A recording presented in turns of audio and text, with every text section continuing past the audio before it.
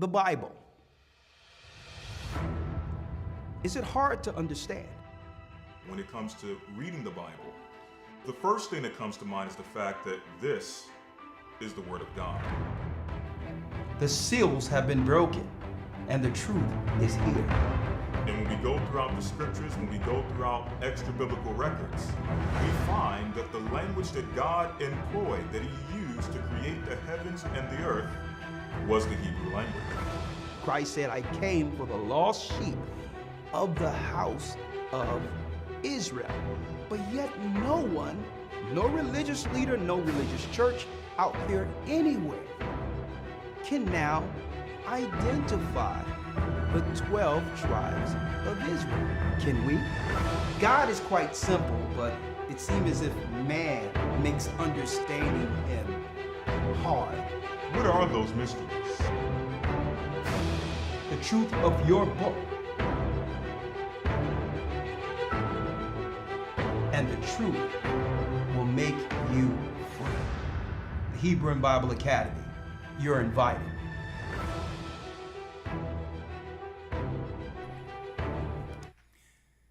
Blessings, blessings, brothers and sisters throughout the four corners of the earth. Let's go. Let's go. Blessings, blessings, blessings. Hit that like button. Hit the like button. Come on. The East is where we're from. Shalom. The 12 tribes of Israel. In 721 BC, The Assyrian king, he took us down, we fell. Shalom. with the great escape we went.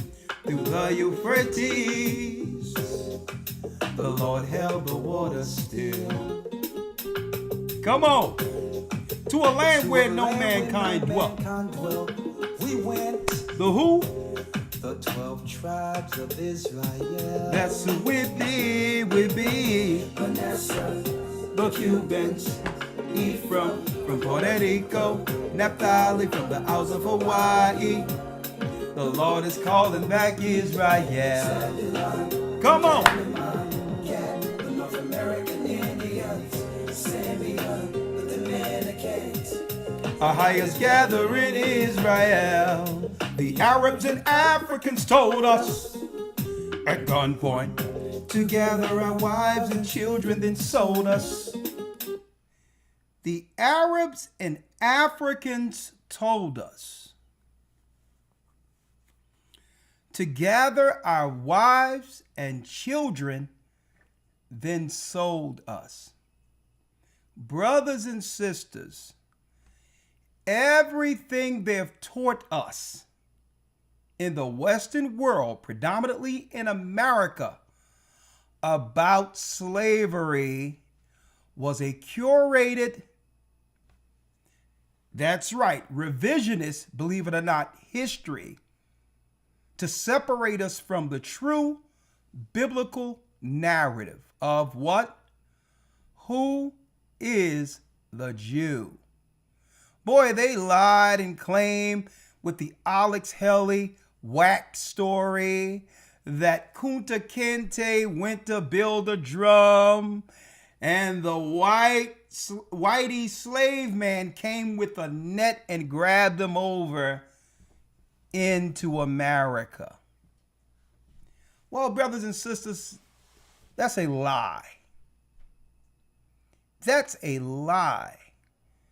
And we're going to talk about that and more tonight here on what? A Gathering 144 YouTube with a title, The Mainstream is Now Asking the Question, Who is the Jew? Brothers and sisters, hit that like button. Are we in for a good broadcast tonight? I'll tell you right now, are we in for a blessed blessed broadcast. Now, before going in, folks, I have so much good news to break for 2026. I'm going to tell you, the Most High is sending revelation after revelation, even concerning the time.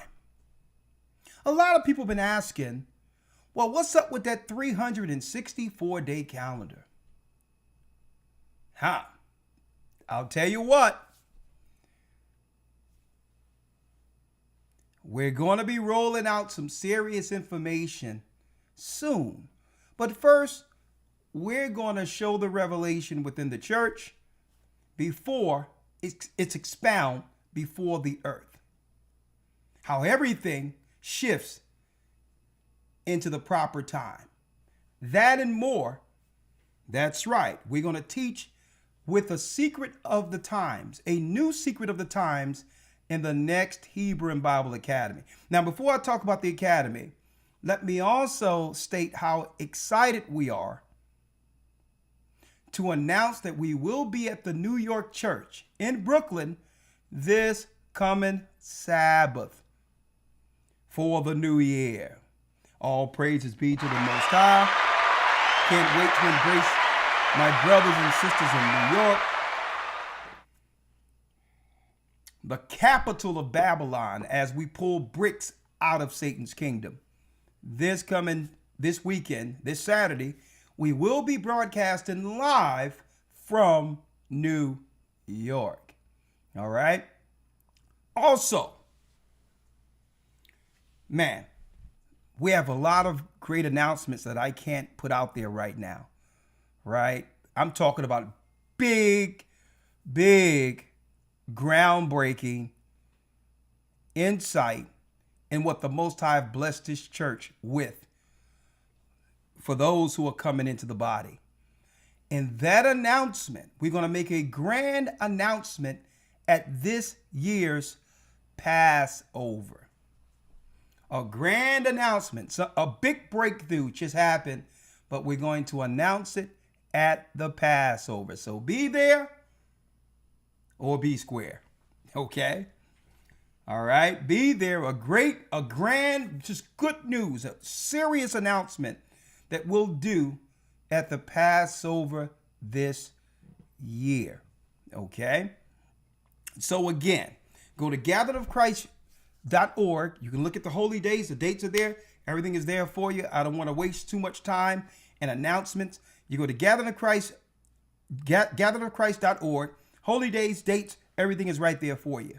And, of course, the Most High have given us the revelation for the full resolving of the 364 days that was revealed to our church in 2013 while everyone was following the moon.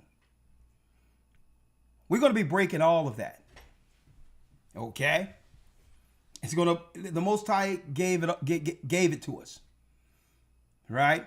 But so I can go into this lesson here, because I got one more announcement after this. 1 second. Let me first tell you what to look forward to in the next Hebrew and Bible Academy. And if you are loyal academites, you know who you are. Please get in. Please get in before, brothers and sisters, the final week. We have our administration up 24 hours a day processing emails. Not that we're not there to do that, but it'll be so convenient if you can enroll in advance and we can send your welcome pack out, all the information well in advance so that we're not working around the clock at the last minute. Okay? So if you can get in the academy, Elder Lawyer, we're going into week 11, right? Yes, sir. Week 11. Week 11, and what's the lesson for week 11? Week 11 will be how the Jews lost Jerusalem. How the Jews lost Jerusalem. Folks, you can't make this up, how our lessons fall right and flow into prophecy. Like we've been told you we're going to do this lesson weeks ago, and all of a sudden, mainstream is asking questions concerning who's the Jew. Who's the people that are entitled to Israel? In the same week, we had no idea what the new circulation was going to be this week. Right. Running right in with current news. All of a sudden, the lesson we said that we're going to do weeks ago is concurrent. It's running fluid with modern day prophecy. You can't make that up. So this week we're doing how the Israelites lost Jerusalem.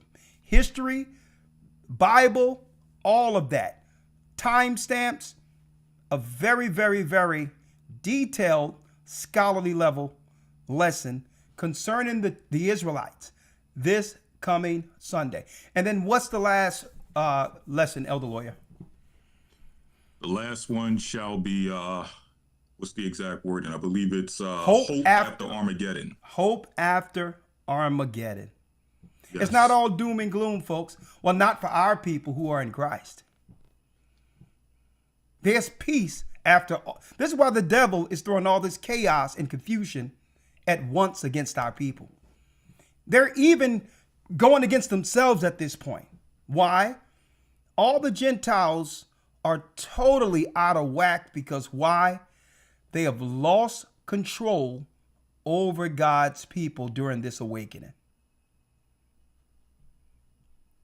They don't know what to do. They have lost their minds. They put their nut job liberal women all up in our schools so that they can castrate our sons, teach them alternative lifestyles and all this crap to try to get something in our bloodstream as a kid to mess up our brain,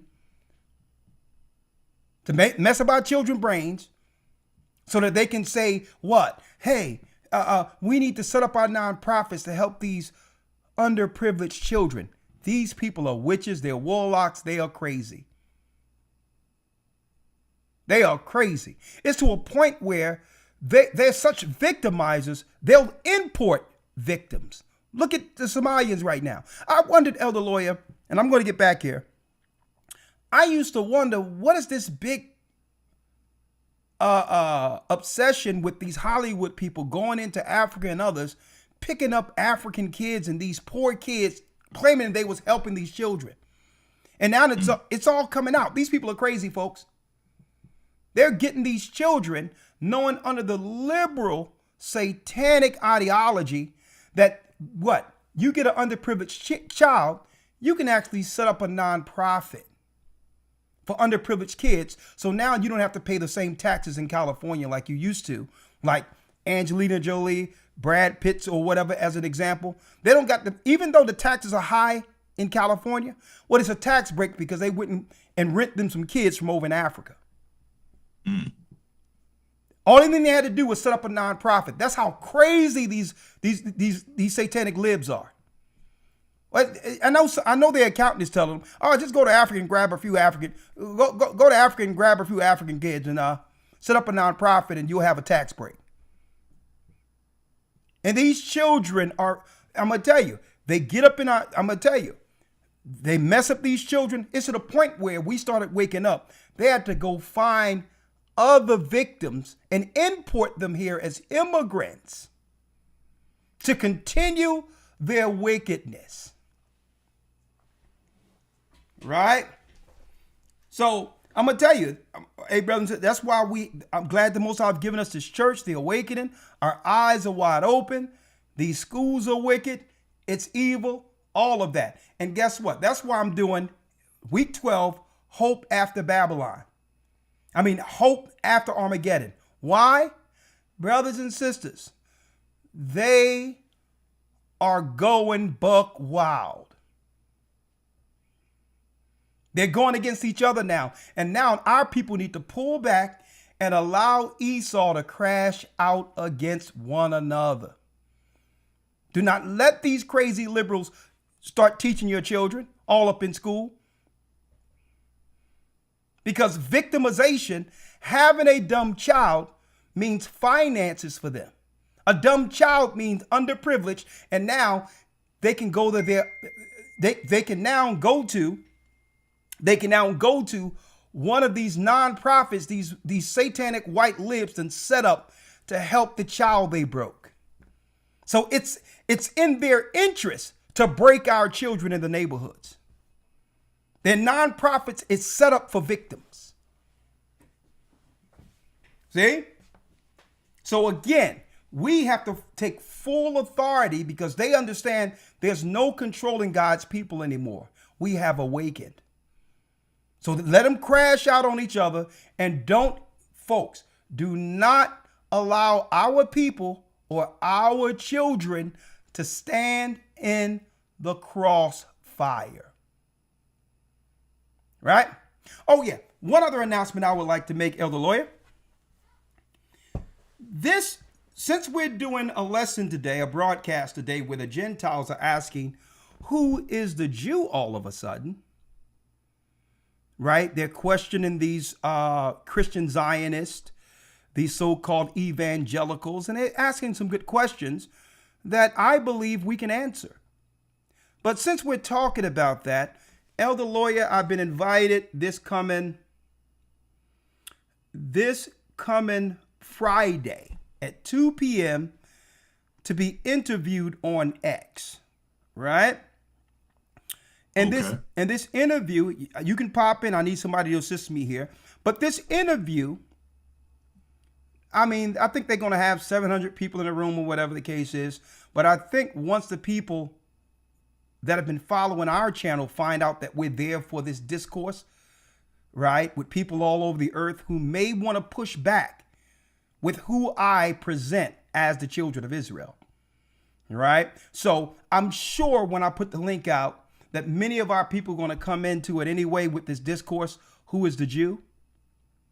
It'll be on X or Twitter this coming Friday. And what I'm going to do is I'm going to make that a Patreon event, right? Those who come into the room, they can be a part of the room, whatever the case is, but they're going to be asking me and Lawyer questions, and we're going to be answering questions. And I'm sure some of the white conservatives, some of the people who came here recently from Ellis Island, 1800s, the late 1800s into the 1900s, going to try to tell us about our history. And guess what? They're going to get a biblical straightening. Okay, you just came over here from Italy. You just came over here from Ireland or from England. How can you tell us about our history? Okay, the tribe of Judah who built America. So we're gonna be talking about that. So we're gonna have this discourse open for our Patreon members. Patreon.com/agathering144 this coming Friday. I told them I can't be on this thing all day, so I'm going to do 2 to 4, and they can take all the shots they want. We're going to have the Bible as our what? You got it. As our armor and our sword. Uh-huh.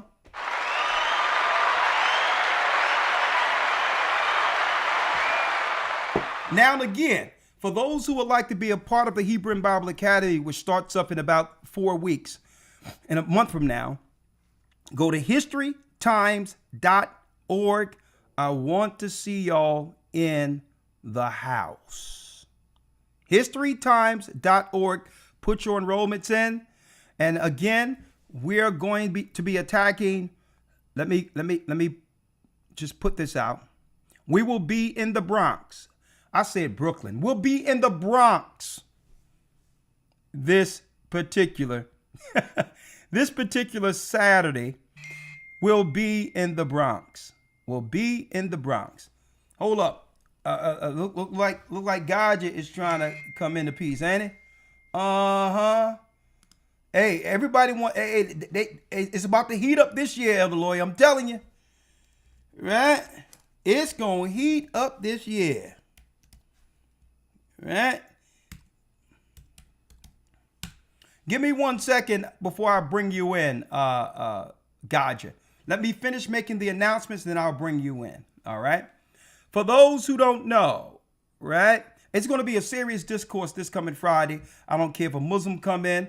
Probably these white liberals who think they can tell us they know better for our people than we do. And guess what? They're going to be spiritually biblically slapped around with the King James Version. All right? Now, real quick, I would be amiss if I didn't tell brothers and sisters what to look forward to in the next academy. So let me go through this and then we can begin the broadcast. All right. This particular Hebrew and Bible Academy, go to historytimes.org.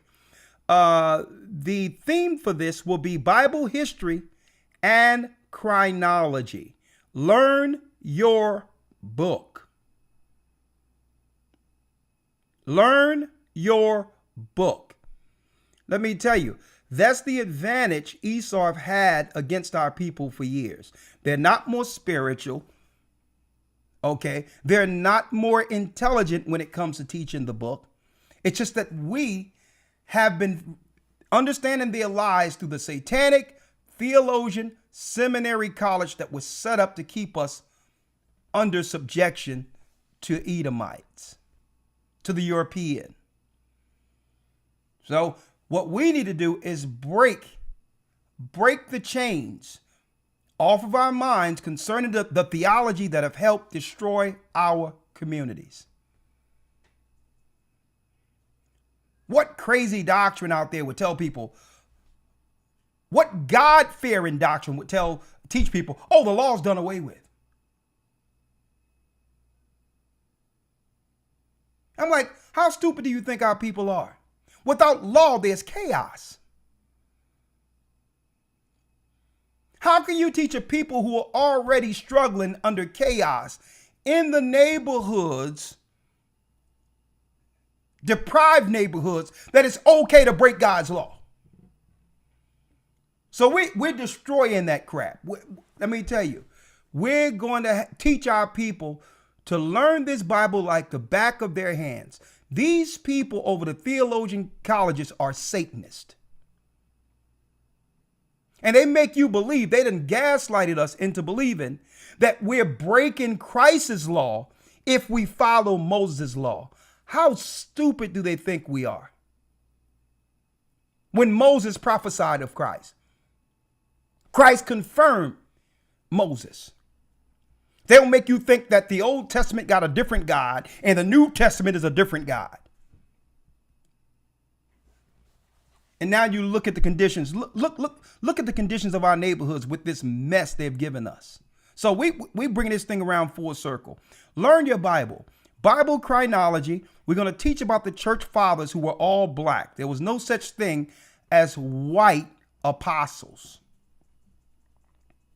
The white Romans were the pagans in pagan Rome. They were going to the pagan temples. All of the disciples were black men. Every last one of them. Yeah, they were white converts, but they learned from the original apostles. We're going to break all this down. Church fathers. We're going to break down Israel's prophecies, the fall and rise of Israel. So not only are we going to talk about the split between Israel and Judah, in that same lesson, we're going to show modern day time, modern day prophecy, how God has begun to awaken the children of Israel throughout the four corners of the earth. It's almost going to be an updated version of the 12 lost tribes found.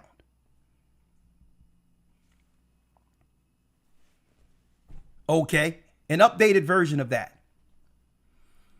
The fall and rise of the true Israelites, the lost books.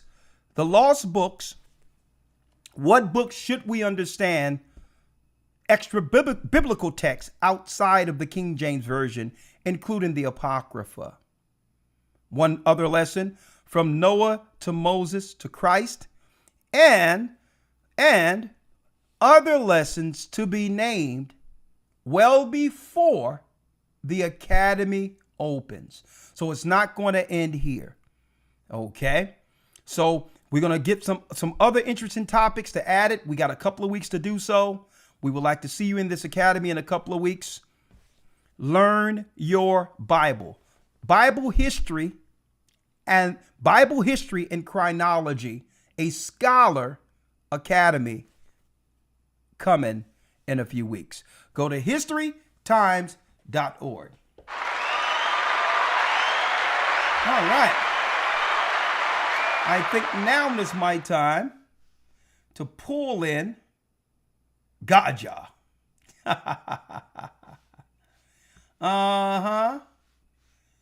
Let's see. Bear with me. Bear with me. Bear with me. All right. All right. Let's do this. Bear with me, folks. I could just, where lawyer at? One second. We're going to bring in God and we're going to jump right into the lesson. And again, for those who don't know, who doesn't know, I will be on a Twitter space, X space, this Friday, a discourse, Who is the Jew? And I'll be giving out the link. It'll be for my loyal Patreones. And we're going to have it private for Patreones. But for those who want to come in the room, you'll be more than happy to do so. And I'll give you the link before the broadcast is done. Okay? Now, before I do that, let me make sure I pull in Gaja. All right. Let's see, Gaja. All right. All right, Gaja, I know you're waiting over there in the wings, ready for me to go into this lesson. I'm going to put this in the chat for you now because we're right on schedule with the lesson. I wanted the lesson to start at 6:30. Here we go.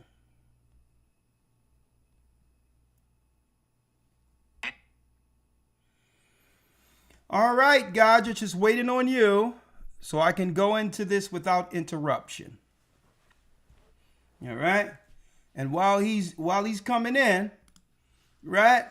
Let me play the rest of this song here while Elder Gaja come in. The Arabs and Africans told us. In Israel, the Arabs and Africans told us. At gunpoint. Together our wives and children then sold us. In the belly of these great ships we traveled in fear. By the rivers of Babylon we found our brothers here. Ahaya, gather us. Whoa. Reuben from Australia. Issachar, the Mexicans. Ahaya's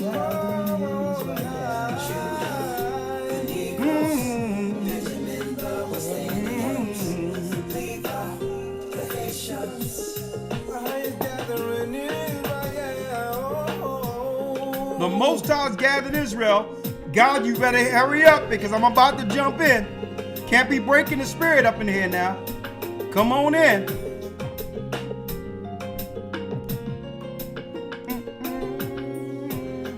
Man, Vraagt yard is cold.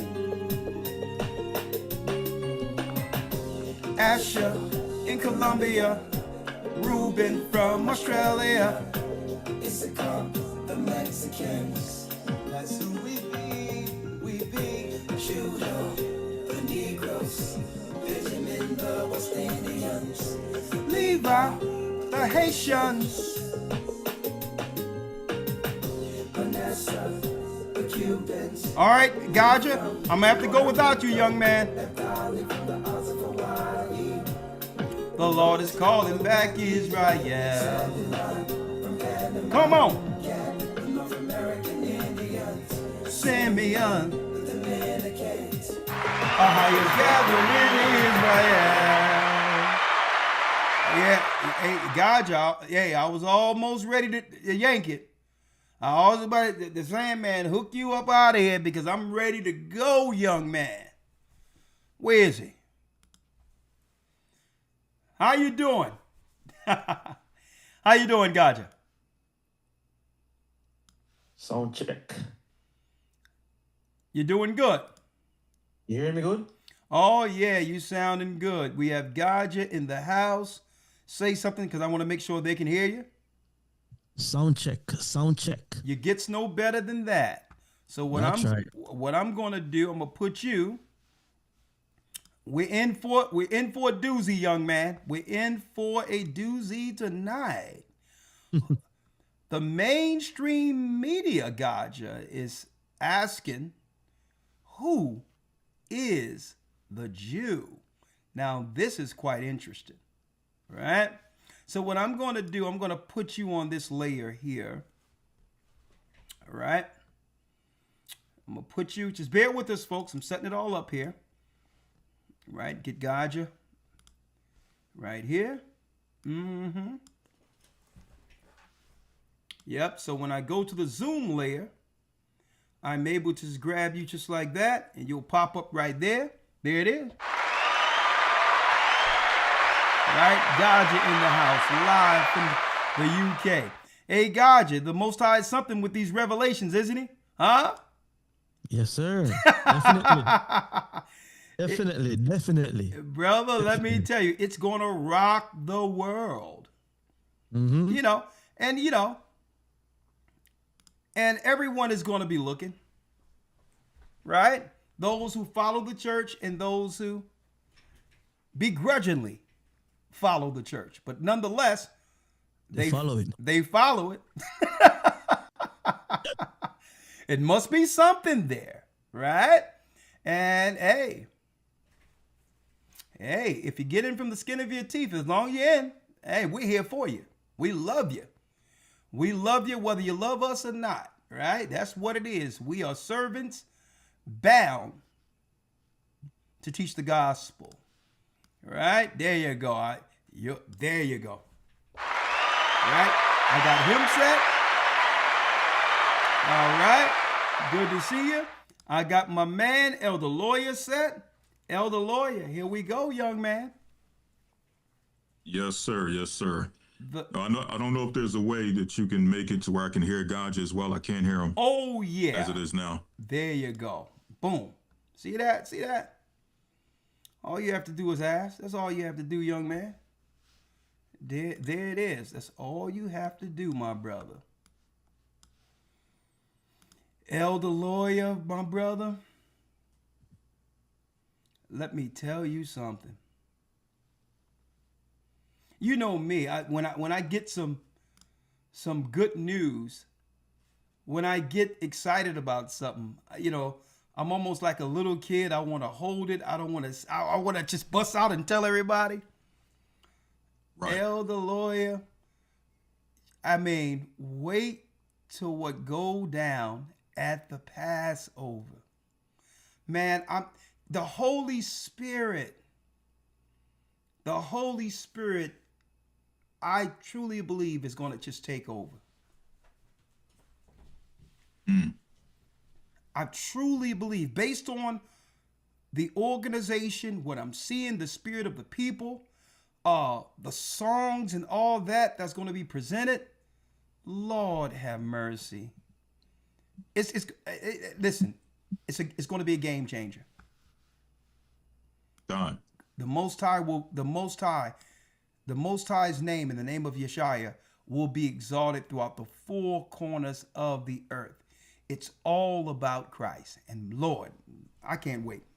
I'm so excited. But anyway, let's go. There was an you say something, guys, just so that Lawyer can hear you.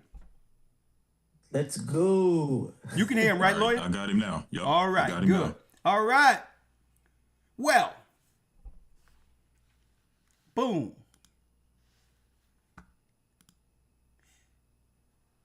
Carlson Tucker is toppling the apple cart right now. He's asking the unforbidden questions. And he's asking the questions from someone who's supposed to be what? An expert in this field. Right? Mike Huckabee. Now, there's people out there calling the man Cuckabee. Come on, man. Stop. Let that man name be.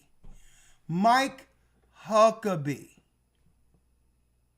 who so happened to be a pastor, an ambassador of America to Israel, and he's a career politician. And all of a sudden, here it is. Tucker Carlson is asking the unforbidden question. Who are God's chosen people? Now let me put this out there, Carlson Tucker. Let me put this out there, all right now, because the avatar is going to have your picture there, and you may run into a guy with a white, what you may perceive, turban on. Okay? Do not get intimidated. Don't think I'm one of those irate guys I'm not here to call white people the devil or anything. I'm here, if you want to reach out, to have an intellectual conversation where I will actually bring the history to answer your question for you. And if by chance you don't want to ruffle too many feathers, you're already stepping over the line as far as your fellow right-wing Americans are concerned, at least look at this lesson today with the history we present. And you tell me, Tucker Carlson, whether or not your question has been answered. Just put it out there. But anyway, Elder Lawyer, he is overturning the Apple card. Tucker Carlson is asking someone who should have the answers. He tick all the boxes. He's a right-wing politician, conservative, Republican, who believe in God and nation first, old red, white, and blue, America, and guess what? Even apple pie. He believes in pro-life. He believes in God. He claims he believes in Jesus. He also has what? He's a theologian. So he's not only one who have learned about the Bible, he teaches the Bible. So what better person, brothers and sisters, to know who are the chosen people than this white Christian? So let's hear Tucker Carlson ask really the forbidden question. Right? Who are the people? Who are the modern? Yes, who are the descendants? So we know, and I believe, and I agree with you as a Christian, that God promised this land from modern day Iraq to modern day Egypt to this people, the Jews, to Abram's, actually not to Abram's descendants, as it says in Genesis 15. Who are his descendants now, and how do we know who they are? I think they're the Jews. Whoa! Now I'm gonna let it play, folks. Elder Lawyer, Gotcha. How many times have I said on separate broadcasts out there that I can't wait for this question to be asked mainstream? Right? So before I open it up, Elder Lawyer, to you, because, Elder Lawyer sometimes be seen behind a lot of these scenarios. Right? Let me go back to Elder Lawyer now. Elder Lawyer, why now? Why do you think, Elder Lawyer, this question, who is the Jew? Who is the Israelite? A forbidden question, as if they didn't see us all on the street before YouTube, before the internet, screaming in New York, throughout from coast to coast, that the blacks are the children of Israel. It was totally getting dismissed. Why are they allowing this question, from your perspective, Elder Lawyer, to be asked now? Well, I think it's multi-layered to a degree. Just from a political standpoint, and I'll get to the other side of things. From a political standpoint, there's always kind of been this divide, this separation between what you would consider, to some degree, the alt-right, or what the alt-right and Jewish people. Okay, hold on. Because I'm sure Elder God, you want to hear what you have to say. Yes, sir. He can't hear you, so. I can't hear. All right, hold on. There it is right here.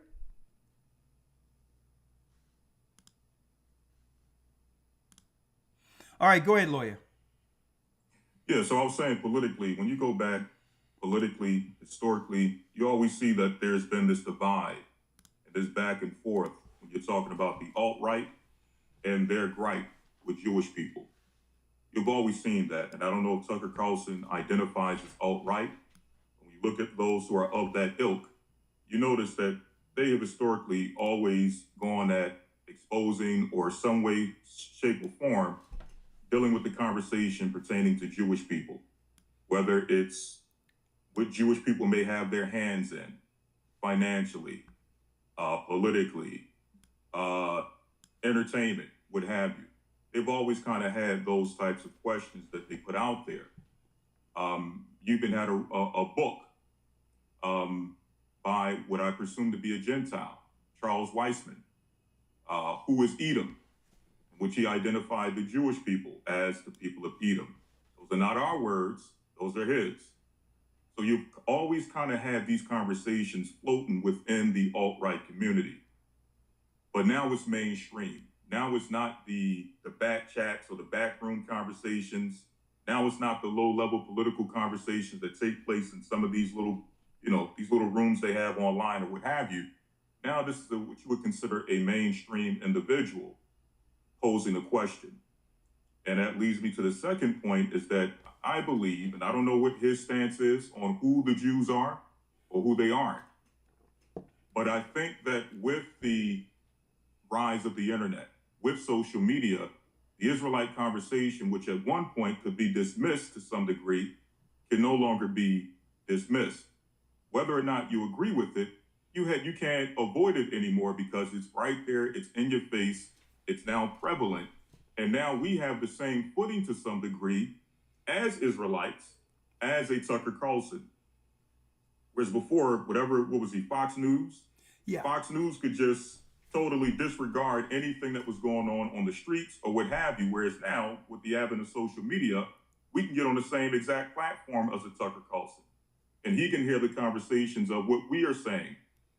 When I say we, speaking about Israelites in general, he can hear the conversations that we're putting forward pertaining to our position as to who the Jews are, who the Israelites are, and who they aren't. So I believe that's also playing a part in these conversations that we're now seeing. Great point. All right, Gaja, what is your perspective to why all of a sudden mainstream is actually saying, you know what, we're willing to talk about the forbidden conversation concerning who is the Jew? Because obviously what they're about to uncover was the private conversation that has been had amongst white Christians forever. Right? White Christians, just a matter of fact, would tell blacks, yeah, these white Jews are the chosen people. Right? It was a conversation amongst them, even though other lawyers say there always been a little spat in between, was like, well, hold up now. There's this racist theology that says that we will allow whites to be the chosen as long as they don't disrupt our power concerning ruling over the blacks. Right? At one time, they was like, well, listen, even if they didn't believe that chosen people stuff, really what these chosen people amongst white people, right? These chosen people amongst white people were more so the buffer class between them and us, right? So it was like, well, okay, what they're doing really is not stopping our come upness. So, hey, I'll just stay quiet. Right? But what is your perspective, Gaja, on why all of a sudden they can have this conversation before I let it roll? Because I'm going to let it roll after this. And thank you for coming on, both of you. Thank you for coming on. Respect, man. Thanks for having. Yes, Thanks sir. for having. You with me? You know, check it out. There's a few. My response. I'm trying. I'm trying. I'm gonna try not to be long-winded with it, but it's multi-layered for me here watching this. Two things going on. Well, three things going on here. Tucker Carlson has been ostracized by the regular media. And we know who controls the regular media. He's been ostracized by it. He's been deemed a cook, a nut job. So I believe him probably, on a personal vendetta with this argument right now about who the true people are. He's probably known the answer to that question for many years, but he's putting it out there publicly now because the dancing shoes, are trying to stop him. You with me? We see Candice Owens on the same sort of thing. You with me? Now, that said, that's one perspective I'm looking at. The next perspective is this. The Bible tells us in Daniel 12, I think it's 12 and 4, it says, knowledge shall increase in the end times. And knowledge is increasing. We're seeing it. You understand me? What used to be hidden and people don't know, people are knowing it now. It's at the snap of a finger. Knowledge is increasing. They can't stop it. The third perspective on this is that when you go back as far as to probably the Council of Nicaea, back to the 4th century, when the Israelites, the followers of Christ, were rising, you had Constantine, who was the first Roman emperor to actually declare himself a follower of Christ. So when he did that, it sparked a lot of people to say, yo, we need to hear what's going on over here and tune in more. Especially the Romans said that. You with me? So it's another game I believe again. Okay then, we can't beat them, so we have to join them. So we have to bring out this information now and people will know, and then in some way we can get ahead of it and be in front of it. That's like three separate, perspective of looking at it. Yeah. And where I'm at. You understand me? Well, great. If you remember, a couple of years ago, there was I think we had him on this program. Rabbi whatever, I can't remember exactly. And he was in Africa telling the Igbos and that they were the tribe of Dan.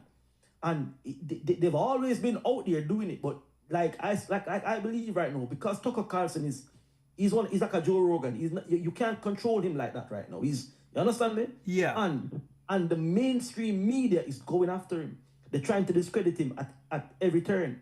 So he's like, all right, then let me shine some light now on you now, okay, on this question. Let me bring some attention to it because we know it. When we spoke to that researcher that was in Sheffield, Arian Ellak, that did the DNA testing, he refused to come on this program because he would have to then admit what they know is DNA evidence, is scientifically proven.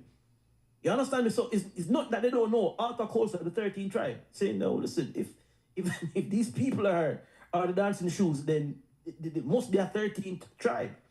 So this information is here. It's there. It's always been in the circle. But like I said, knowledge increasing.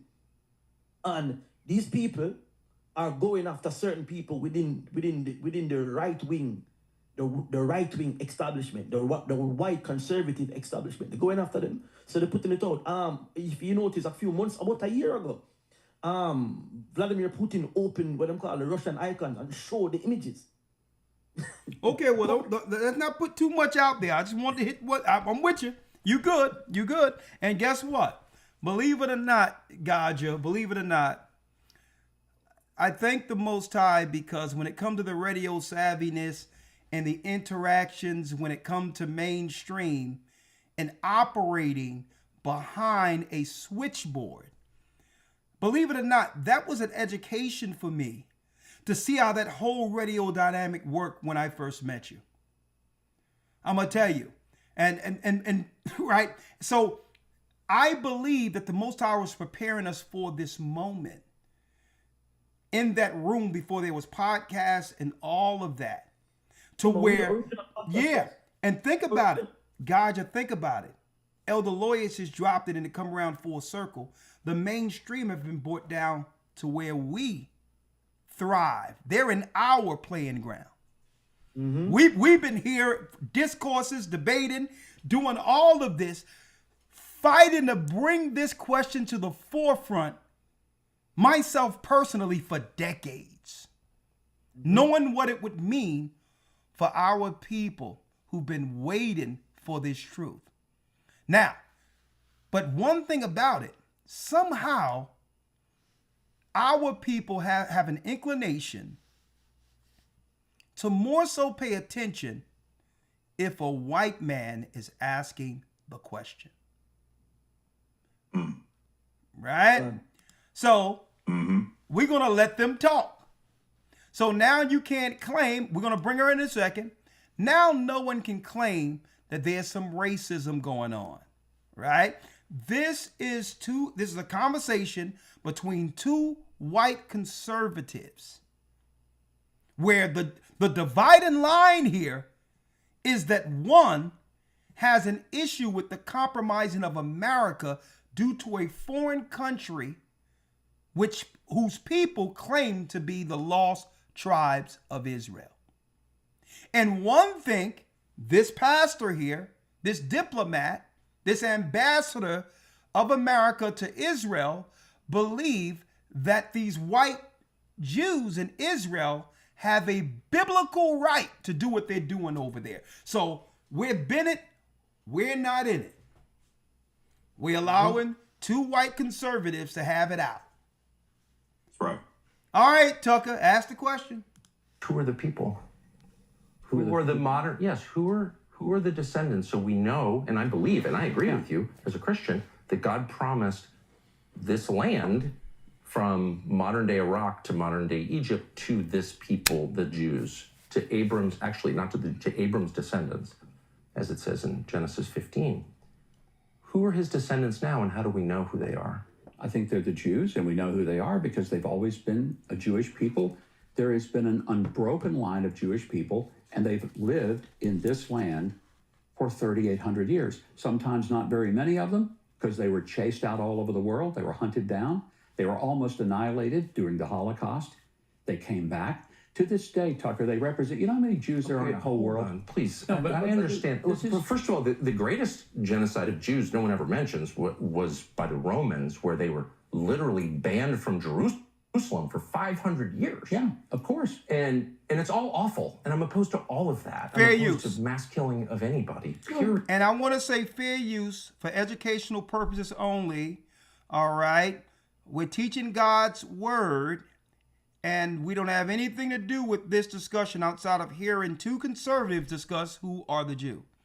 Now, notice he cited 70 AD when the Romans, the biggest massacre is when Romans, 70 AD, killed the Jews who were in Jerusalem. So if we want to talk about a desolation, why only deal with the current desolation that happened through war in Europe and not deal with the Romans who destroyed the Jews? I'm going to find out who they are in 70 AD, right? And first of all, the greatest genocide of Jews no one ever mentions was by the Romans, where they were literally banned from Jerusalem for 500 years. Yeah, of course. And it's all awful, and I'm opposed to all of that. I'm opposed to mass killing of anybody. Fair use. Period. I'm opposed Glad to to hear you killing. say that. I mean it. Yeah, And I hope we I can believe agree that. on that. I believe that. My question is, and it's not a bumper sticker answer, it's a sincere answer, how do we know? Because what you're saying is that certain people have a title to a highly contested region. They own it in some deep sense. So I think it's fair to ask, who are they and how do we know? So the current prime minister's ancestors weren't from here within recorded history. He has no deed. Bibi Netanyahu, on one side, his family's from Poland. They're from Eastern Europe. So how do we know that he has a connection to the people who God promised the land to, Abram's descendants? How do we know that? Well, if you take the genealogies that come not only from the Old but the New Testament, you see that there is a historical connection through the entirety of the Old and the New Testament that details the Jewish connection to this land. Does that Now, for those who've been fairly recent to this understanding, I just want to first back what Tucker Carlson is saying and stating as fact. that what? That Netanyahu genetically don't have a tie to the land of Israel, according to Tucker Carlson. Well, why? This is why. Here is Netanyahu's father, Benjamin Netanyahu. Well, his name was changed to Netanyahu. Before that, his name was Benjamin Milkowski. Right? Milkowski, a regular old Polish guy. Right? So he changed his name to a more Hebrew name, but before that he was only Polish. For those who are fairly new to this, to understand that Tucker Carlson is a serious journalist. So what he's doing is he's showing the research that brings what we're dealing with today in the Middle East into question, concerning a people who through theology are claiming to be the biblical people who lost Israel in 70 AD throughout history. Right? Benjamin Netanyahu. Right? Look at this. Check this out. When you type in Milkowski, look what comes up. Benjamin, his father, Benjamin Netanyahu Milkowski. He was a historian specializing in Jewish Golden Age of Spain, and his paternal mother,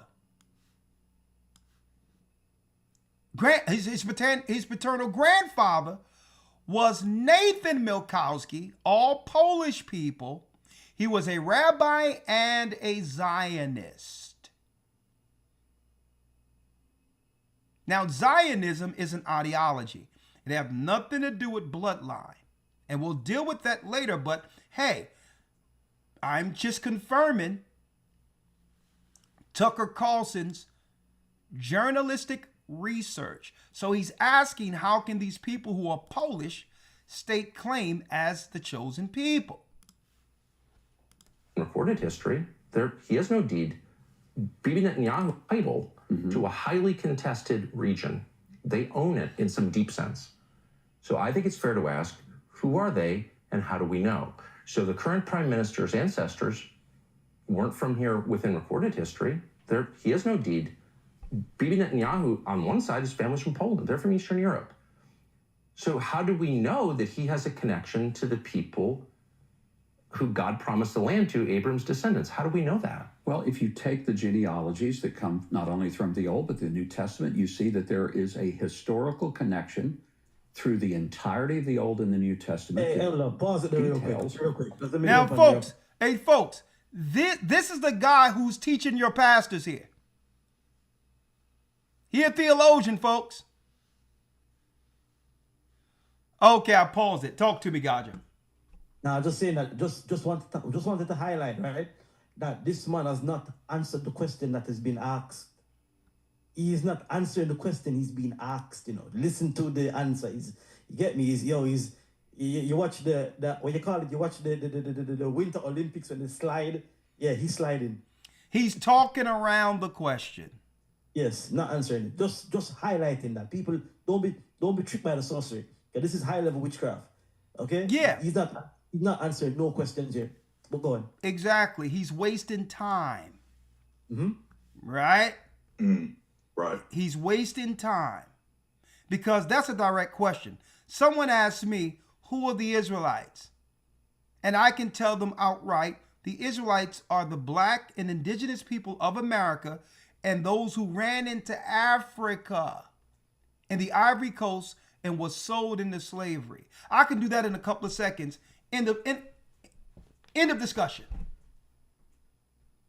Mm-hmm. And if they ask me, how can I prove that? And they definitely don't want to go there. Okay. But here it is now. That was great observation, Gaja. The fact that what? Why can't this guy answer a direct question? If someone has a deed or a claim to a land, shouldn't you be able to prove you are the people? Right? Because all of America and the Christian churches thought that you were the people. Right? So, hey, what proof do you have? Well, let's see. So how do we know that he has a connection to the people who God promised the land to, Abram's descendants? How do we know that? Well, if you take the genealogies that come not only from the Old but the New Testament, you see that there is a historical connection through the entirety of the Old and the New Testament that details the Jewish connection to this land. Does that include Bibi's family? How do we know that if his family they were comes here, scattered? But how do we know it's the same people? No, why is that crazy? If you say Elder Lawyer, if his people were scattered, then how do we know that these are the people that were scattered? Exactly. Now, I got a lot to unpack just on that. Because guess what? The diaspora scattering is prophecy. And we can find who those people, all the areas of the earth these people were scattered to. Right? Very good question, because now he's using biblical terms like scattered. Right? Scattered. But how do we know it's the same people? No, why is that crazy? If you say to me, if they speak the same language, if they worship the same God, if they follow the same Bible, if they follow the same cultures and traditions, and they always pray next year in Jerusalem, and they pray for the peace of Jerusalem, and they pray facing toward Jerusalem, does that not give you a little bit of a clue as to who they are? Let's go through those things, because I would like to have a rational conversation. This is the conversation I've wanted. Bless you. Thank you for doing this. Let's just go through those things. Okay. So one of the things I admire most about Israel is they resurrected a dead language in 1948. Yo, hit that like button. Elder Lawyer, they in your department now. And that's a lie. They never resurrected no language. Oh, no. But check out, but you have to realize how tactful Tucker Carlson is being. If he come off straight abrasive against everything that these people believe, it'll shut down the conversation. Let me tell you, man, this guy is a journalistic surgeon as to why they hate this so. Mm-hmm. He understands how to straddle that fence so not to offend, to extract the information that these people don't want to discuss. Elder Gaja, I'm going to tell you, everything this guy is doing is a tactic. You notice every time he hit hard and reveals something, he does what? He reels back and he smiles, or he'll apologize for something and agree with something so it can just stay out there without getting refuted. I'm going to tell you, this is a skill with this guy. Mm-hmm. Because what's more important is what he's going to have this guy admit. Brother, you've seen the work when a rabbi had to come out and admit what go down with little boy circumcision. Right? So you've seen it firsthand where somebody didn't want to admit something, but you got to be able to, allow the room a little comfort there to allow them to say what they wouldn't normally say out loud. So I can respect, I've done it, I've seen it, and I can respect what this guy's doing. So what you can't do is pick apart his tactics. Understand how he get the resolve and get them to say things that they wouldn't say to us. See that? Con. Oh, you see it? So let's go now. All right, let's go. We're looking at a tactician here. right? This guy is skilled, okay? I mean, I'm ready to wrap a meter around him and have him learn some scriptures. Wrap something around his head real quick and say, yo, brother, I'm about to teach you some knowledge. Go expound this to the Gentiles real quick. All right? He's Jerusalem, cold. and they pray for the peace of Jerusalem, and they pray facing toward Jerusalem. Does that not give you a little bit of a clue as to who they Well, are? let's go through those things because I would like to have a rational. This is the conversation I've wanted. Bless you. Thank you for doing this. You see that? let's You see that? See that, Gadger? Yeah, man, they gave him a compliment, man. Yeah, man. Oh yeah, yeah. So now he can come down off of that. You know what I mean? He's not defensive anymore. Well, thank you for coming here. I really appreciate you being here, right? And then he gonna come with the sword again. Check it out. Just go through those things. Okay. So one of the things I admire most about Israel is they resurrected a dead language in 1948. Good for them. They resurrected a dead language. He's not absolutely wrong. A lawyer, they created a language specifically because you can't have a country without a language. Can you expound? Yes, sir. In fact, if you want, real quick, just keep it brief, look up a man by the name of Eliezer ben Yehuda. He was pretty much the force behind resurrecting what they call Hebrew and creating a modern Hebrew language that people could use to communicate in modern times. So he is part now. It was before 1948. You're talking about going back to the 1800s. Okay, let's look him up. Eliezer Yehuda? Eliezer ben Yehuda. Ben Yehuda. Yeah. Oh, yeah. They got the right ones tonight, huh? Uh-huh.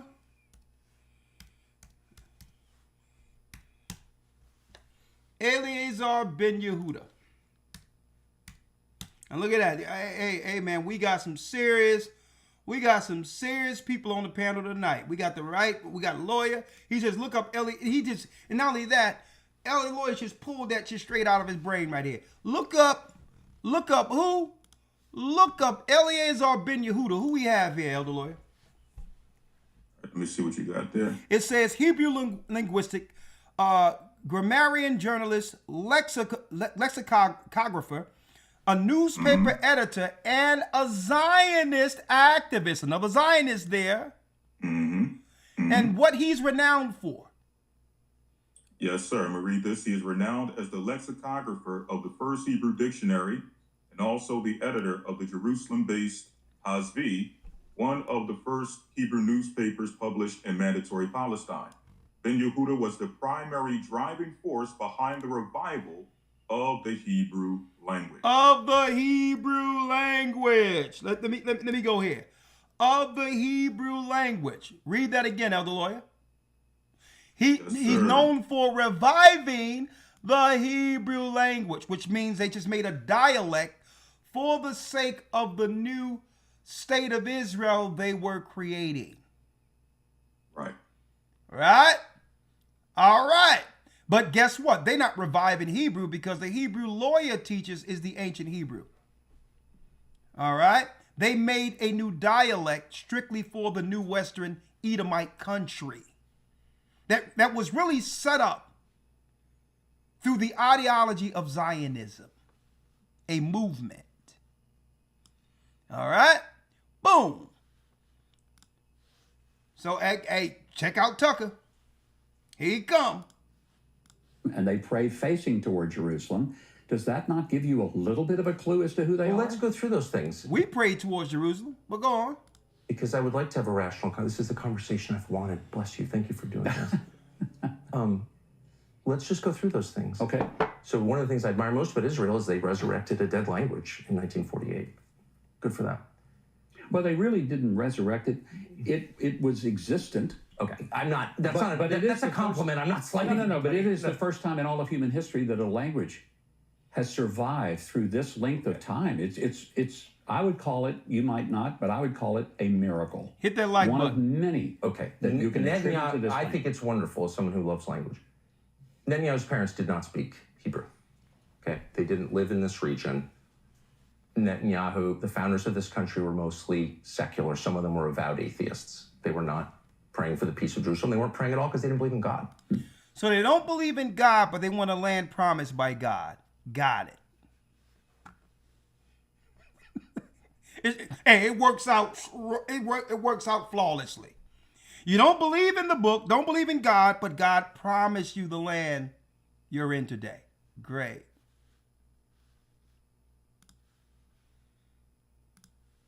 I would call it, you might not, but I would call it a miracle. One of many. Okay. That you can attribute to this I thing. think it's wonderful as someone who loves language. Netanyahu's parents did not speak Hebrew. Okay. They didn't live in this region.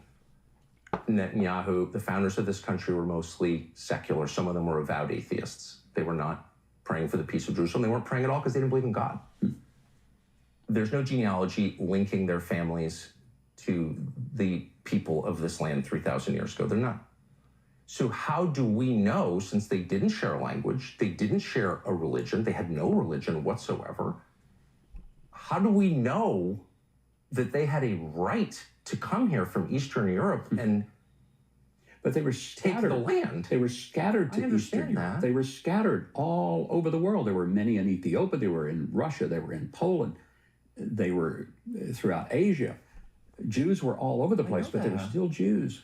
But they were still Jews. Okay, That's so then what let me made get to them- the nub of the question, since again, a lot is at stake, a lot of money is at stake, land is very valuable.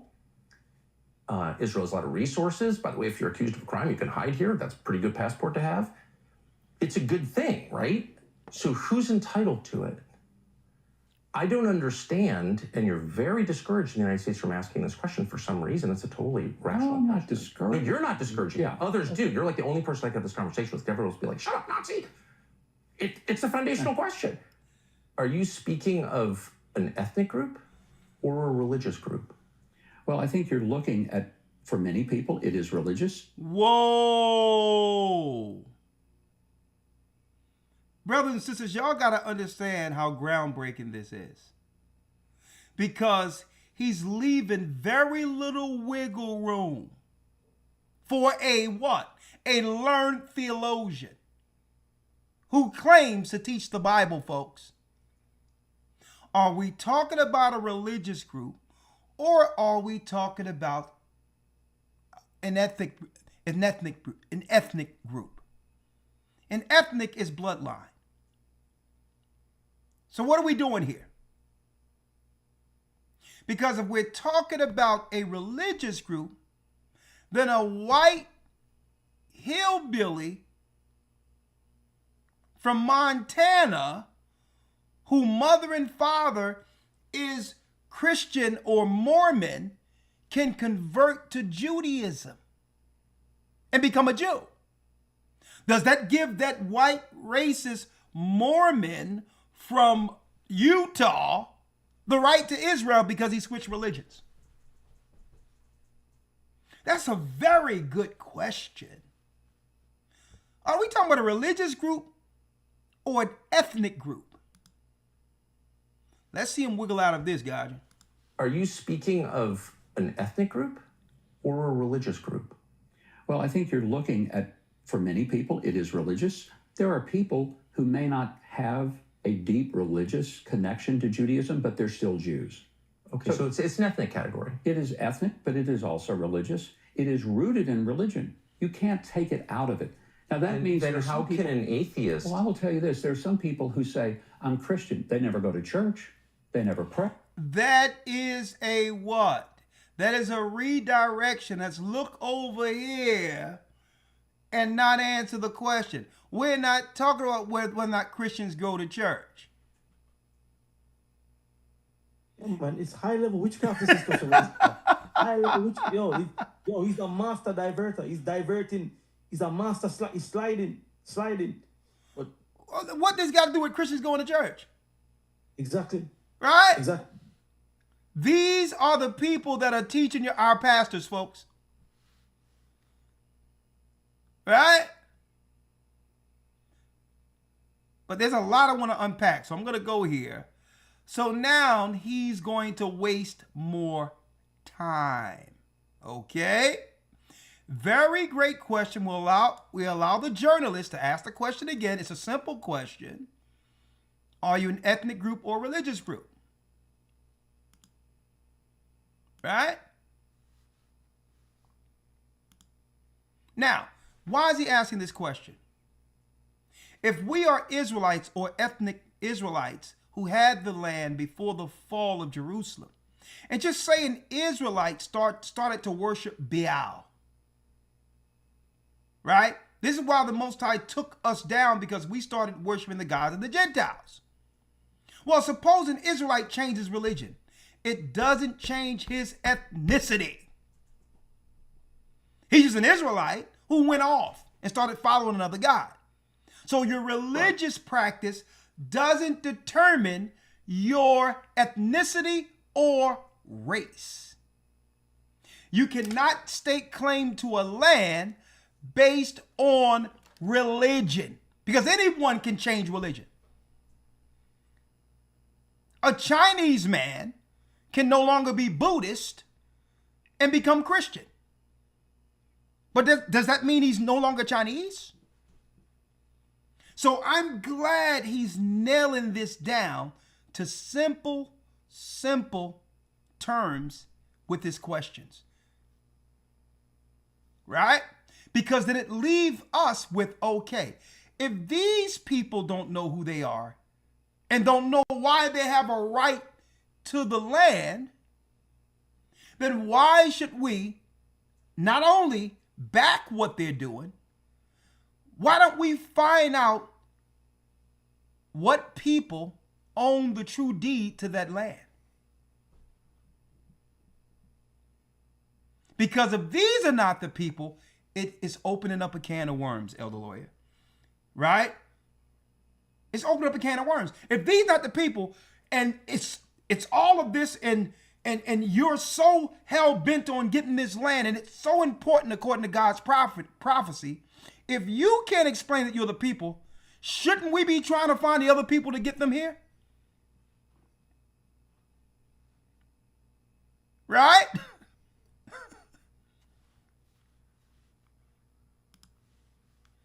Have, it's a good thing, right? So who's entitled to it?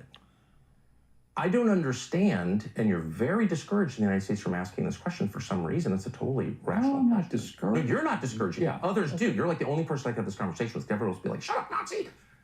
It's a foundational question. Are you speaking of an ethnic group or a religious group?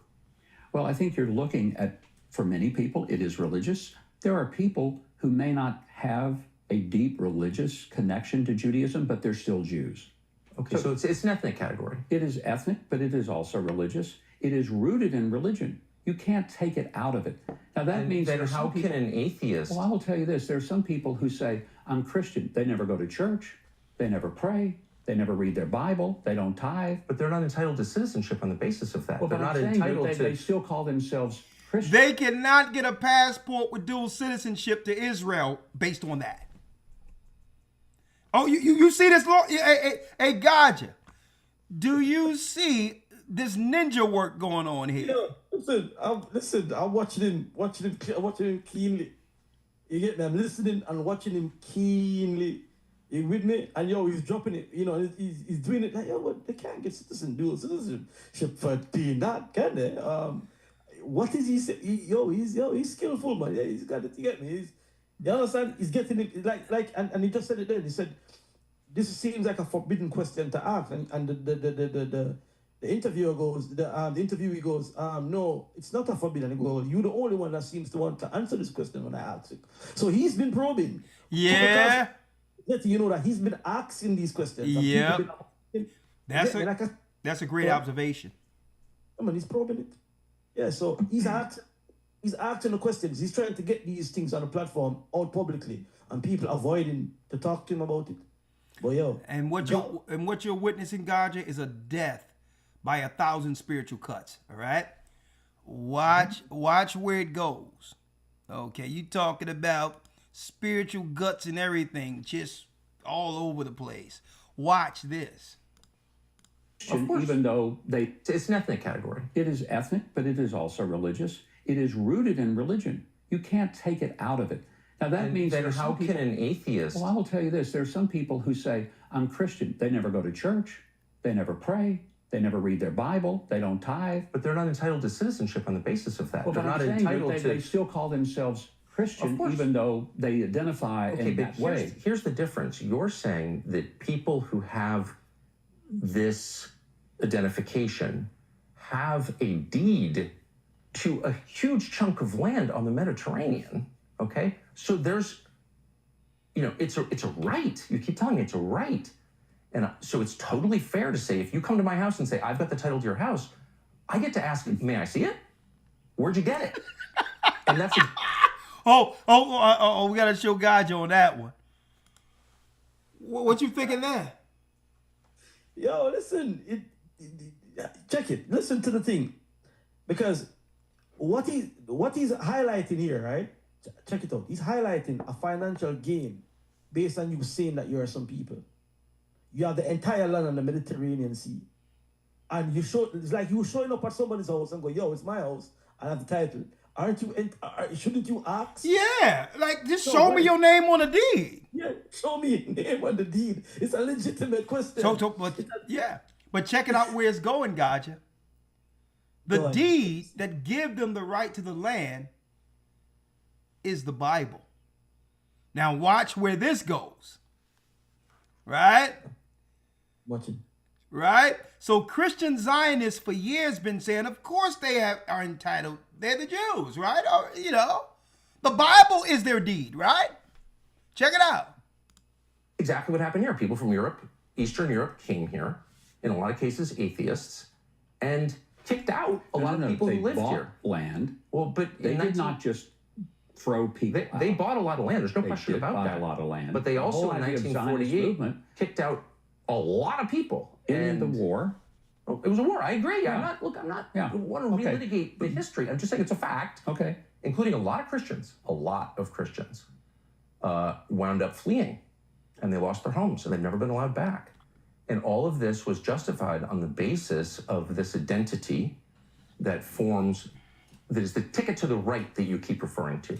So my question is very simple. I'm going to wait patiently for an answer. Does this right derive from religious affiliation or from genetics? And I would say it's both. But I would also say that when you said that Christians were kicked out, Tucker, Christianity is growing in Israel. Okay. And there is a big lie that goes out there. But no, let me finish this, because I keep hearing that Christians are really not treated well in Israel. That's a lie. Well, there are lots of different. There were 34,000 Christians in Israel in 1948. There are 184,000 Christians here today. And by Israel, what are you counting? You talking about the land? What territory are you counting? I'm counting about Israel proper, or are you counting about Israel the West proper. Bank as well and Gaza? I mean, what do you, when you say Israel, those numbers apply to what landmass? It would be in Israel proper. Okay. There are 184,000. Now, I'll tell you where Christians are not doing very well. They're not doing very well in the Muslim-controlled countries. There's almost no Christian. And this is fair use because according to the Most High, at the very end, we are to expose the synagogue of Satan. Fair use. What territory are you counting? I'm counting about Israel proper, or are you counting about Israel the West proper. Bank as well and Gaza? I mean, what do you, when you say Israel, those numbers apply to what landmass? It would be in Israel proper. Okay. There are 184,000. Now, I'll tell you where Christians are not doing very well. They're not doing very well in the Muslim-controlled countries. There's almost no Christians in Qatar, for example, except those who live in the Christian ghetto, who are the service workers. I'm sorry. And look, I don't want to argue with you. There are many more Christians in Qatar than there are in Israel. That's not true. It actually is true. And I refer you to Wikipedia, Mr. Ambassador. Wikipedia. I refer you to the government of Qatar, the government of Israel. These are knowable facts. I'm in Jordan, by the way, numbers are down. In Syria, the numbers are down. In Lebanon, the numbers are down. I'm just telling you that about twice as many Christians. But they live in the enclave. They are not native Qataris. Okay, we're mixing so many different categories here. I'm just saying, I get things wrong all the time. You've just gotten something wrong, and I think it's important to acknowledge it. There are many more Christians in Qatar than there are in Israel. Fact. How many? I want to jump in. I just want to add something to this that I saw recently, right? There's mass conversion of in the Middle East right now, especially in Iran, where a lot of Muslims are converting into Christianity right now, living peacefully. Yeah. Okay? In Israel, in Israel, they're being spotted in the streets. They are being murdered. That's going on. And I'm going to tell you, they're not reporting the mass conversion because a lot of people are coming to the knowledge of Christ knowing that the pendulum is swinging the other way, that God is waking up his people, and they realize that what? And I got it, I also have it in some of this information I'm going to show. Islam in of itself have been an oppressive ideology and religion used to oppress and to destroy God's chosen people. Mm-hmm. And guess what? They know that the history, that the Arabs' hand in history can no longer be hid.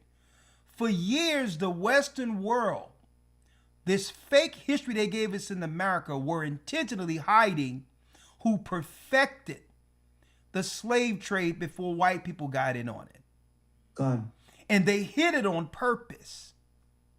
They hid it because they was going to use that same construct to come in later to destabilize our people in the community once we begin to multiply in America. So they intentionally put all of slavery on white Christians and framed it through Hollywood that way so that they can use their secret weapon, the Muslims, the Arabs who perfected slavery, as what? As a neighborhood, as a community weapon at the very end, paid by Zionists to destabilize our communities. It was created. Islam was created by Zionists. It was created by the synagogues. We have that information. Yeah, I got the information right here. And another thing is they work in tandem because they both are anti-Christ religions at its core. So they can back up and let black and brown Arabs come in, like the Somalis and like all these others, to do their dirty work. But I digress. Mm-hmm. And we're going to show that in a couple of minutes. What actually is true, and I refer you to Wikipedia, Mr. Ambassador. Wikipedia, I refer you to the government of Qatar, the government of Israel. These are knowable facts. I'm in Jordan, by the way, numbers are down. In Syria, the numbers are down. In Lebanon, the numbers are down. I'm just telling you that about twice as many Christians. But they live in the enclave. They are not native Qataris. Okay, we're mixing so many different categories here. I'm just saying I get things wrong all the time. You've just gotten something wrong, and I think it's important to acknowledge it. There are many more Christians in Qatar than there are in Israel. Fact. How many? Now you caught me. I don't know. I can look at my phone, but I was just there, and there are many more. Like, whatever. But I just want to get to the point that forms the basis of this whole conversation, which is who has a right to the land? Yeah. And you said it's a mixture of religion and ethnicity. Because, as I noted, and you agree, many of the founders, maybe the majority of the founders of modern Israel, did not believe in God at all. So they were not religious Jews. They weren't religious at all. They were atheists. They said they were atheists. I believe them. So that suggests it's ethnic. But it's also true, as you well know, because there's a famous court case about this, that ethnic Jews who convert to Christianity do not have the right of return. That was settled by the Israeli Supreme Court. I'm very confused. So that would suggest it's not ethnicity. Because you... Exactly. If it's an ethnic Jew and he becomes a Christian, he loses his dual citizenship to Israel. So it's religion and isn't it? Ah. Right. Ding, ding, ding, ding, ding. Now, let's see him squirm out of this one. Because he already set him up. That you can be an atheistic Jew and claim to be a Jew and still have citizenship in Israel. You don't have to believe anything at all and have citizenship, right? As long as you claim that to being a Jew. But if you are a Jew, born a Jew, father and mother who claim to be Jew and go to synagogue, and you convert to Christianity, and you're supposed to be an ethnic Jew, why you lose your dual citizenship? So wouldn't that mean that this particular country or this club or whatever it is anti-Christian, anti-Christ? Right. Absolutely. That will penalize a Jew, a white Jew, for believing in Christ. Mm-hmm. You know what? I'm surprised I never posed that question out there before. But I'm definitely going to utilize this. Right? Because if non-believing Jews have a right to a land given by God, but yet don't even believe in the Bible, but they have higher priority to Israel than a Christian Jew who converted to Christianity and believe in the Bible, believe in God, but yet they can't get access to the land because they chose Christ. Boy, I mean, what a question. I want to hear how this high level knowledge theologian answer this. That ethnic Jews who convert to Christianity do not have the right of return. That was settled by the Israeli Supreme Court. I'm very confused. So that would suggest it's not ethnicity, because you invalidate your Jewishness by converting to Christianity? There are a number of Messianic Jews who live in Israel. Okay. Who are here. I'm aware of It's a I'm aware of that significant number. But you're not contesting what I'm saying. We're not talking about the Messianic Jews. See? You see? Talking about why people lose citizenship for converting to Christianity. That's what Exactly. Right. answer the question. Answer the question. He's not answering it. You get me? Oh, we have Messianic Jews. That's not the question. Why people are not being able to, why you lose dual citizenship if you convert to Christ? Why? That's what we're asking. Why? Forget the Messianic Jews.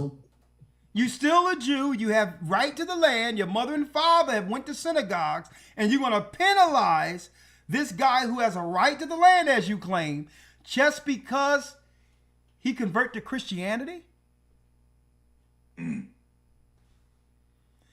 Man, he's uncovering some things that I didn't even know that was in these conversations amongst conservative, quote unquote, white people. Right? Mm-hmm. That's very interesting. I didn't know that if a white Jewish man who was raised a Jew, convert to Christianity, they would pull his card and say, "Well, nah, you can't be a part of Israel." So I must agree to denounce Christ to have dual citizenship. So what is this? Is this an ethnicity, or is it a private club that's against Christ? That's just a good question, right? All right. Great question, Tucker. Many of the founders, maybe the majority of the founders of modern Israel, did not believe in God at all. So they were not religious Jews. Now you caught me. I don't know. I can look at my phone, but I was just there, and there are many more, like, whatever. But I just want to get to the point that forms the basis of this whole conversation, which is who has a right to the land? Yeah.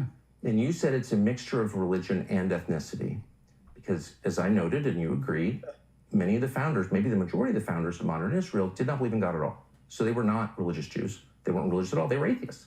They said they were atheists. I believe them. So that suggests it's ethnic. But it's also true, as you well know, because there's a famous court case about this, that ethnic Jews who convert to Christianity do not have the right of return. That was settled by the Israeli Supreme Court. I'm very confused. So that would suggest it's not ethnicity. Sorry to pause again, but that was a court issue? That was Supreme Court of Israel. They actually ruled on it because someone took it to the Supreme Court because they was going to lose their citizenship because they became a Christian. So it went all the way. It went to the appellate courts, the lower courts, all the way to the Supreme Court. And they ruled that, listen, if you are from a Jewish family and convert to Christianity, you relinquish your dual citizenship. You don't have the right to return. You can't return. You have no right to return. So if you're in another country and you convert to Christianity, there's no right to return into the land. You must convert back to Judaism to get a right to be there. Deep. That's deep, ain't it?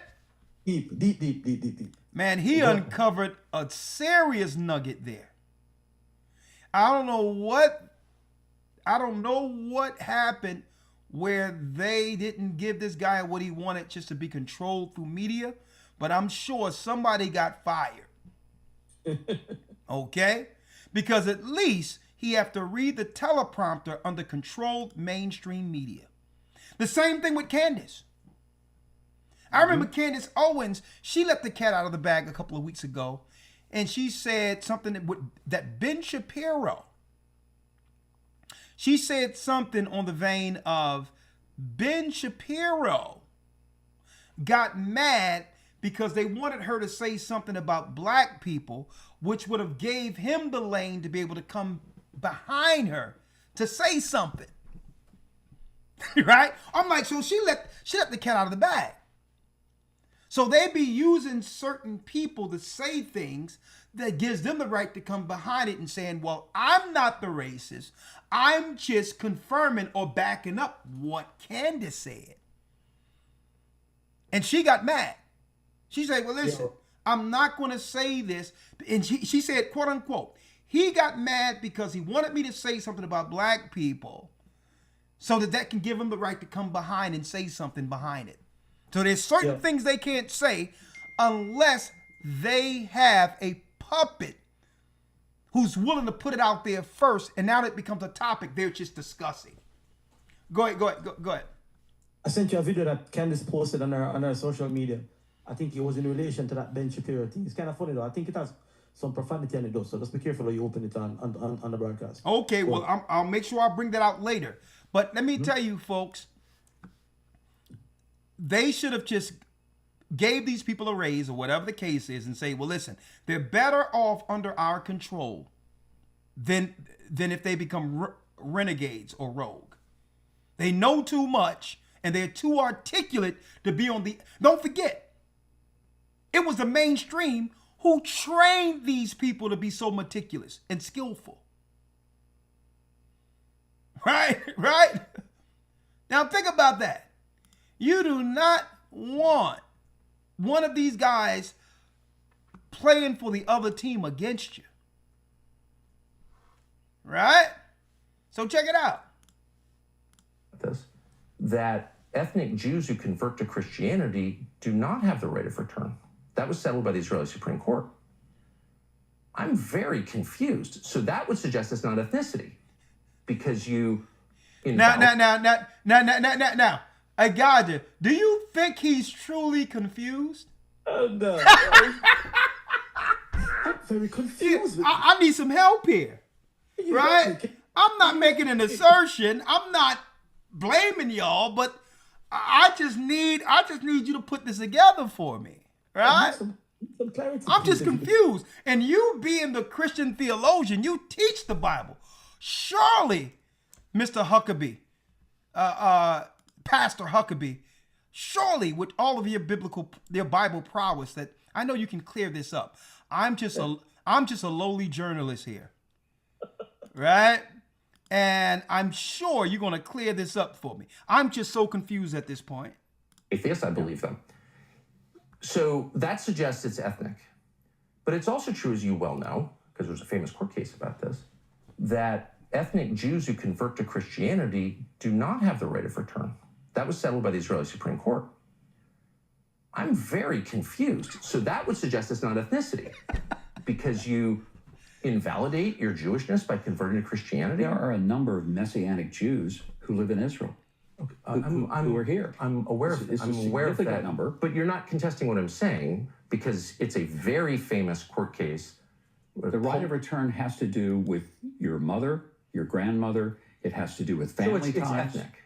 There's a lot of, sure, ethnicity is a big part of the right of return. Great. To make aliyah, to come to Israel, to live here. Then if both of your parents are Jewish and you have an ethnic right to land, you are one of Abram's descendants, but you convert to Christianity, how is it you don't have the right to return? I'm totally confused. But I know a number of people.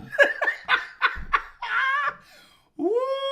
Gadget lawyer, when I first seen this, I'm like, man, this guy better not show up at any public speakings under a tent, okay? It might not work out good. It won't at all. Lord, look at the pastor here. These are the satanic numbskulls that be teaching our people, our pastors. All due respect. Right? All due respect. Right? This is a theologian pastor, folks. I'm aware of that number. And then you know what I think? I think Tucker Carlson can teach the Bible better than this guy. That's what I think. I think Tucker Carlson can teach the Bible better than this theologian seminary. This theologian master.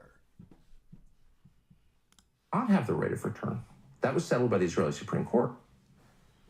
I'm very confused. So that would suggest it's not ethnicity because you invalidate your Jewishness by converting to Christianity? There are a number of Messianic Jews who live in Israel. Okay. Who are here. I'm aware of It's a I'm aware of that significant number. But you're not contesting what I'm saying because it's a very famous court case. The right of return has to do with your mother, your grandmother. It has to do with family so it's ties. ethnic. There's a lot of, sure, ethnicity is a big part of the right of return. Great. To make aliyah, to come to Israel, to live here. Then if both of your parents are Jewish, fair use, and you have an ethnic right to land, you are one of Abram's descendants, but you convert to Christianity, how is it you don't have the right to return? I'm totally confused. But I know a number of people who have returned as Christians, but have Jewish history. Are and you Jewish saying that Jews who convert to Christianity have a right, a legal right to return? Because I know that they do. Whether, when you say, do they have a right to return, do they prove? It's a legal category, as in any government. Which is by their family history, their grandmother, their mother, and there are many aspects of that. I've read it. I think, but I know that these are people who are Christian, and they came here, made aliyah. They had Jewish blood, Jewish history. They were Christian, Messianic, but they came here, and they were welcomed here. And they were given full legal rights. Absolutely. And a passport. Yeah. So clearly, it's not. What you saying, guys? No, I'm saying that what he's saying, right? He's saying, Tucker Carlson is saying, listen, the Supreme Court made a ruling that that they cannot return. Then he jumps to, well, I know people that came back and did it, da. That's not what he's saying, though. He's not asking that. He's saying, why is it that they're making that ruling? That if you convert, what's going on there? That's the question. He's avoiding whether it's religious or ethnic to be there. He's avoiding it like the plague. What is this religious ruling against those who believe in Christ? Yes. At really the highest court within Israel. Mm-hmm. And I'll guess who he's asking this question to, Gaja? He's asking this question to a Christian who's back in Israel, who's back in the state of Israel. So that's what makes this question so strategic. You are a Christian ambassador. Shouldn't you be insulted that if a Jew in America, born in America, convert to Christianity, that there's a Supreme Court ruling in Israel to say that he don't have a right to return? Mm-hmm. So this is a conflict. This conflicts your core belief. How can you be for a country that's against your Christ and those who believe in Christ? Mm-hmm. Right? Mm-hmm. So this guy is a walking contradiction. What they're hiding is the true understanding to why these particular people believe they have a right to the land. And we're going to talk about that once we finish unpacking this. True that you invalidate your right of return by converting to Christianity. That's just false. I'm not aware of that. I know that there are a number of Christians here. I go to church with Christians every week here. Of course. And but do you have a right to come and say, I am an ethnic Jew, even though I practice Christianity, therefore I have every bit as much right to move into a settlement in the West Bank or into East Jerusalem or anywhere I want, Galilee, anywhere, because I'm returning to the land of my forefathers. I have a legal right in the state of Israel, even though I've converted to Christianity. You're saying that's true? I'm saying I know people have done it. Now, can I tell you what the law specifically is? I'm not sure. Well, it's really I'm a Christian. I don't have any Jewish roots, so therefore I cannot quote you the law. If you want me to do that, I'll look at it. Well, it really matters because you're saying, in fact, people in the United States are being called anti-Semites, a lot of them, including me, because they somehow don't believe that Israel has a right to this land. Do you think Israel has a right to this land? No, you haven't defined what the land is, and you haven't defined who Israel is, so I really don't know. It is. Woo!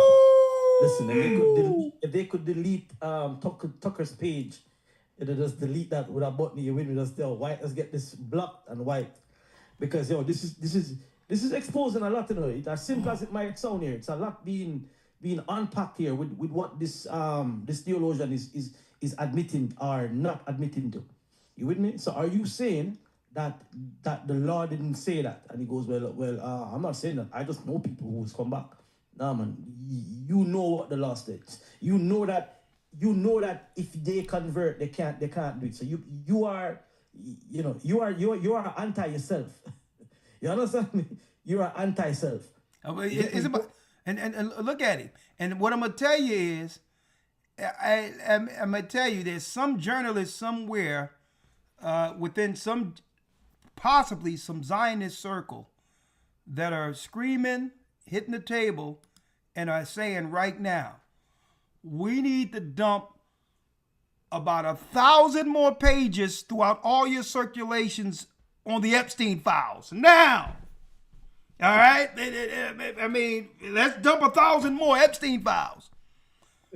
Do not allow the children of Israel we have in captivity to see this conversation that have now gone. Folks, y'all don't understand what's going on here. What we've been fighting to break through for decades before the internet is now mainstream conversation that's going to lead to them having to have a conversation. It's going to force them into a conversation with the children of Israel. Now, that's a whole other thing and why. And they're not going to do it because they want to do it. There's no other recourse for it. There's no other way, no other recourse. You have to. They're going to have to do it because through the Holy Spirit, it's going to be the awakening of God's people that they'll need to survive through the prophecies. The Most High, Christ even said he's going to put us before kings.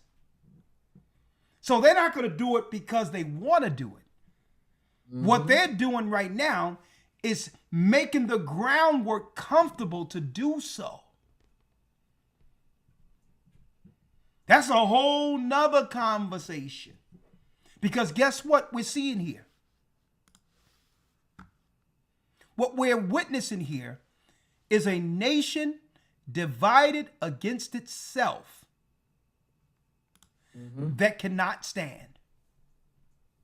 Two Christian conservatives on either side of an argument when they both work together for hundreds of years to keep the children of Israel underfoot.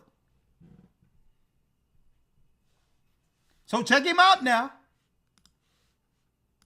The land they're living in now Matters because you're saying, in fact, people in the United States are being called anti-Semites, a lot of them, including me, because they somehow don't believe that Israel has a right to this land. Do you think Israel has a right to this land? No, you haven't defined what the land is, and you haven't defined who Israel is, so I really don't know. It is the land they're living in now, the borders that they have. The borders are moving. The borders have moved in the last year. What do you mean the borders have moved? Well, they are the 1967 borders. I'm including, the East West Jerusalem and Judea and Samaria. What are the borders of Judea and Samaria? Well, you basically take the Jordan River, and it's west of the Jordan River to the Mediterranean Sea, to the Lebanon border. And Israel did have control of the Sinai. They gave that to Egypt. They had control of it. Right. They gave it away in 1979 in the peace agreement. But okay. So whatever you call it, the land that was taken from Jordan in 1967, you call it Judea and Samaria. There's a significance to that I don't fully understand. I'm not against it. I don't biblical know what it means. The biblical. terms. 80% of the Bible happened in Judea and Samaria. But we've also established that the Bible gives Jews the right to occupy the land from the Nile to the Euphrates. So I'm very confused by why we've shrunk the land and why we're Israel has shrunk the land. They have made that decision. That's why they gave away Gaza. They gave away the Sinai. Now's the part They've for given the away real a lot question. of things. Gaja, listen. Yeah, man, I'm lucky. Abram's descendants are the ones who have the right to have this land, correct? Abram's descendants are the people who have the right to have this land. Correct? Right? I'm going to show y'all, brothers and sisters, why the same theologians that are lying here told our people that we were from the sons of Ham and made us believe we were anything outside of Abram's children. So imagine this guy who's squirming around and cannot hold to any point, right?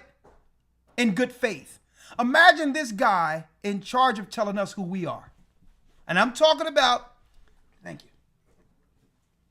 Appreciate it. And I'm talking about this guy right here. This guy haven't answered a straight question yet. Imagine this guy being over at theologian school teaching black people who we are. Go ahead, Gotcha. Go ahead. Let me let you in. A master deviator, a master diverter. He's still not it. He's been doing this for a very long time. You with me? That's why he holds the position he holds. He's been avoiding, and we have to get to the point right now that, listen, these people are programmed and paid. All right. Allegedly. As I'm listening, I'm reading the comments here, and some people put in some comments. I don't want to say this here, right? Yeah, because we have to. We're letting them have it out. I'm not going to make no opinion on who they is or what's going on. I'm going to bring some copious history at the end of this. I'm not going to make no assertions. I'm not going to make any accusations. We're going to let Edom have it out. And which is commentators. Somebody give me my popcorn, please. Hey, let me add this real quick, right? And just based on a couple comments I've read whilst I'm listening. Check it. When somebody said a confession is necessary because we know we have next. Listen, a lot of our people, right? The vast majority of our people don't have this information, and probably would never get it hearing it from us. So putting it out there like this, listen, go look it up and hear what these intellects, quote unquote, mainstream people are talking about, because this is a conversation that like you said, we've been having this in the underground for a long time. So I know a lot of us wake up every day, and because our circles are surrounded by people who know the truth, we believe that the entire earth, or most people know it. Most people don't know what's going on. Most people haven't a clue. You with me? Right. And there's something going on in the earth right now, spiritually, a mystic, a mist, whatever you want to call it, however you look at it, we call it the Most High. The Most High is sending the Spirit through the earth, and it's causing a mass awakening. I'm in a Uber a couple nights ago, right? And I'm talking to a British Muslim Uber driver. He hears my accent on the phone. I'm not preaching to anybody or saying nothing to him, and he goes, "Hey, tell me something. Do you know? I believe," he said this unprovoked by me, unprovoked. He says, "Do you know that all the prophets, Jesus, Abraham, Moses, Muhammad, do you know they were all black Africans? Most time a witness. This Muslim taxi driver told me that. Unprovoked." And I'm like, "Oh yeah, for real? I never know. Tell me more." And he started to just talk. We had a 30-minute conversation in educating me on why and who that these people were black people. And I'm like, all right, then cool. So the information is going out there. You get me? It's going. It's going out there. And the Most High is causing that awakening. So we hearing this now, seeing these guys come on mainstream and saying it. you cannot avoid it no more. You get me? The Bible tells you time and chance happens to every man. So everybody on this earth, Jew, Gentile, Greek, bond, free, male, female, everybody is going to have an opportunity to make a choice as to what you're gonna choose. You're gonna choose life, or you're going to choose death. It's totally up to you, and that's what we see going on right now. That is why it's an amazing time. It's a glorious time right now to just be alive and seeing this. You with me? Yeah. Sorry, go ahead, Ella. Elder Lawyer, remember the guy that interviewed me on the radio station that Sister Bev had me go in? It was an all-Muslim radio station. I guess his name was Pincock. Yes, sir. David Pitcock. His name was David Pincock. Right? Pitcock. P-I-D-C-O-C. Yeah. And he gave me one of his books. He was a Jewish convert he was a Jewish Muslim. Yeah. So I thought that was, a very unique blend there, right? I was fascinated with how he'd come to be a Jewish Muslim, right? But he had he had a very interesting book he signed and gifted it to me. And, every Muslim was looking at me like, you know what I mean? Like they ready to go jihadi on me by the time the radio station was done, as if they didn't know who was coming in, right? So I didn't think Sister Bev gave them the full detail of what was about to go down. But I didn't realize until I was halfway through that I was actually speaking in England on a Muslim radio station, right? And I'm going in on Muhammad. I'm going in on Arabs. I'm just bringing out straight truth. I got people coming from the lunchroom, looking over and sandwich halfway in their mouth, and I'm like, man, you know what I mean? They sitting there. I'm gonna tell you right now, folks. They put that hummus down and they was looking over like, what's going on here, right? He gave me a book, and one thing he wanted to emphasize with me, Elder Lawyer, is the Greater Israel Project, where he showed me Israel is, maybe this is why he converted. He said, Israel, I cannot in good faith follow a religion that's seeking the Greater Israel Project. Before I even investigated what that was, he showed a snake around all of the promised land in his book. I probably have that book around here somewhere. Pidcock. He showed a snake around all of the land that they was going to take before it was over. And here it is. This was 2010 when this Jewish Muslim was expounding this to me. And guess what else he admitted? He said it straight out. Yeah, I know the black people are the Jews. Straight out. He says, we've been knew this. One thing I loved about Europe, believe it or not, in England, I found more free thinkers who was willing to speak to injustice and say the things out loud that you would never hear in America.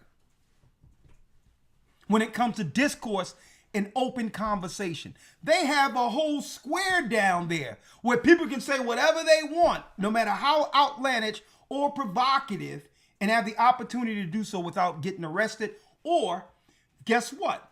They have a say whether or not you agree with it or not, and it's a perspective that other people will expound on in the public square. Not in America. But I just wanted to put that out there. It was a Jewish Muslim who admitted everything and signed the book for me, Serious History, and he was honing in on, he was really against what was going on in the Middle East, the Iraq War, and all of these others. Maybe that's why he converted, and showed me a picture of a snake around the Greater Israel. And he told me, he says, Brother Ricard Shiar, before it's over, they're going to have it all. And showed me in the book. It's in the book. I'm going to find it one day and show it to you all. Check it out. And this guy know that. Listen to this. That's why they gave away Gaza. They gave away the Sinai. Now's the part They've for given the away real a lot of question. things. Abram's descendants are the ones who have the right to have this land, correct? Yes. Okay. Why don't we do genetic testing on everybody in the land and find out who Abram's descendants are? It's Stop the presses. What? Let's slow it up now. Whoa.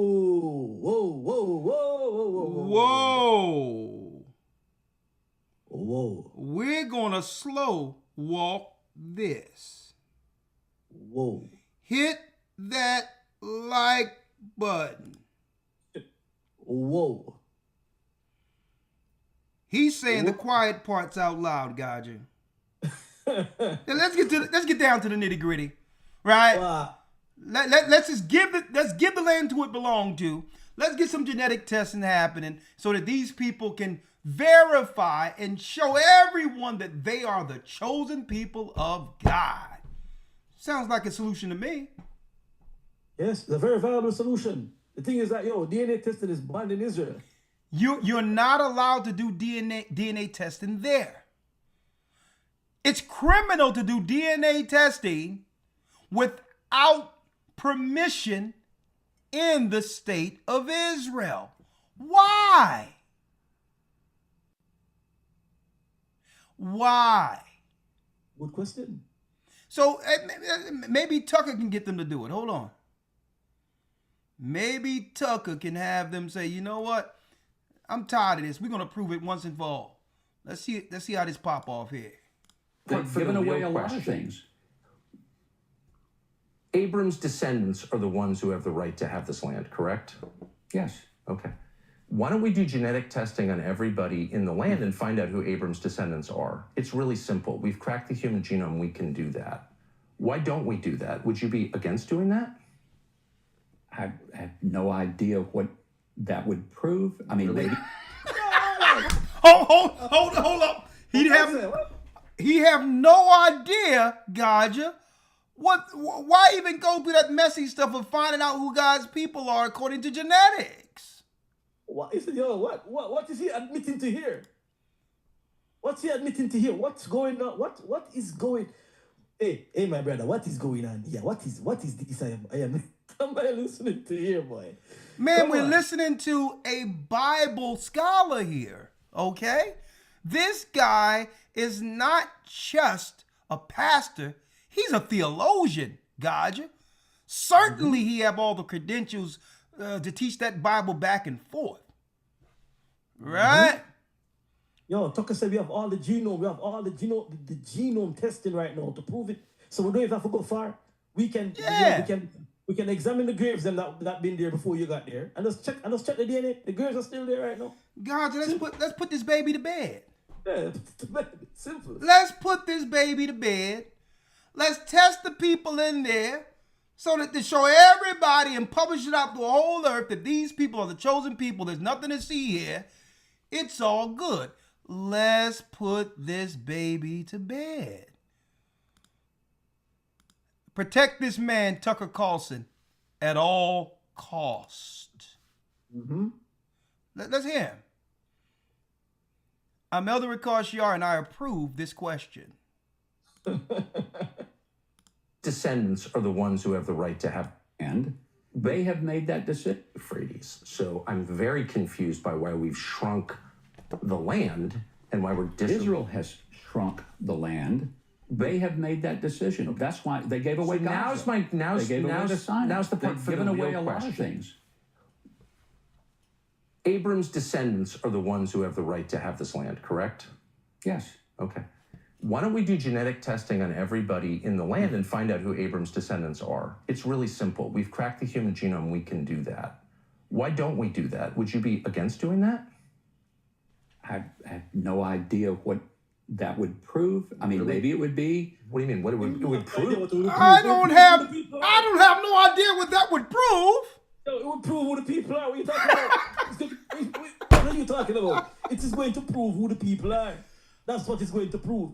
Because we are suspect right now that maybe, just maybe, and we're not being mean, we're just saying that maybe some people came over and probably claiming an identity that's not necessarily theirs. So we are suspect right now. We have the right to ask, if you're claiming that this is the land, we have the right to ask where are deeds. And this genetic test would prove whether you are genetically connected and the deeds are proven. It proves a lot. We established the fact that you established the fact, Mr. Theologian, that these people have a genetic, and if you go back to the top of the video, that these people, he used the words that there's a genetic connection to the people and the land. He said that. So what you mean? What you don't know what this is going to prove? If they have a genetic connection to the land, then we have to find the genetic connection, don't we? You said it, Mr. Theologian, not me. And I'm sure I'm sure he said it at the top of the video when his first diversion of the question was these people are genetically connected to the land. That's what he said, right? Oh, exactly. This scholar. And let me tell you, I'm looking at Tucker's. Let me tell you, Tucker's, his bane came down right here. Right? His hair came down in a bang. And I'm checking him out here. He's looking at him and saying, you can tell this look is saying just so much. Man, are you out of your mind? Tucker's bang came down right here. Right? And look at him looking at him. He's like, are you kidding me? You are an ambassador of America to Israel. He had a curl come down on this thing, right? You talking about some body language. Are you kidding me? Do y'all really want to show that you are God's people? Right? Let's hit him again. He's changing Tucker's hairstyle right now, Elder. Oh my! Right, here it is. Now's the part for the real question. Abram's descendants are the ones who have the right to have this land, correct? Yes. Okay. Why don't we do genetic testing on everybody in the land and find out who Abram's descendants are? It's really simple. We've cracked the human genome. We can do that. Why don't we do that? Would you be against doing that? I have no idea what that would prove. I mean, really? Maybe it would be. What do you mean? It would prove who Abram's descendants are and who has a right to live here and who doesn't, according to the theology that you yourself just explained. And so I'm very confused as to why we don't do that. If you believe the theology that you've just explained to me. Would we do that all over the world? Well, and everybody this is the only country in the world that you've said has. And you know what? I would agree to have this done. What about you, other lawyer? Wouldn't you agree to have it done? I would agree to it. Right? Yes, sir. Yes, indeed. Yeah, why not? Let's put this baby to bed. Let's stop all this stuff. Y'all the chosen people. Now prove it. Right? Mm-hmm. Don't tell me you don't like DNA because you put it in the courts to put men under your foot. Using man against woman with DNA. So when it comes to extracting finances as a tax from people, you love the DNA. You love the testing. Right? So let's do it. We're coming at the end of this. Man, this guy's cold-blooded right here, man. So check out this guy, moonwalk while sitting down. I'm very confused by why we've shrunk the land and why we're Israel has shrunk the land. They have made that decision. That's why they gave away Gaza. Now's the part for the real question. A lot of things. Abram's descendants are the ones who have the right to have this land, correct? Yes. Okay. Why don't we do genetic testing on everybody in the land and find out who Abram's descendants are? It's really simple. We've cracked the human genome. We can do that. Why don't we do that? Would you be against doing that?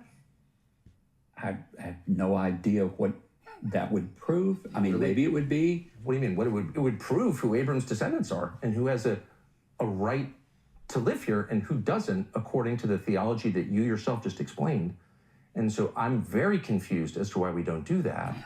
if you believe the theology that you've just explained to me. Would we do that all over the world? Well, and everybody this is the only country in the world that you've said has. Why not do it all over the world? Hold on.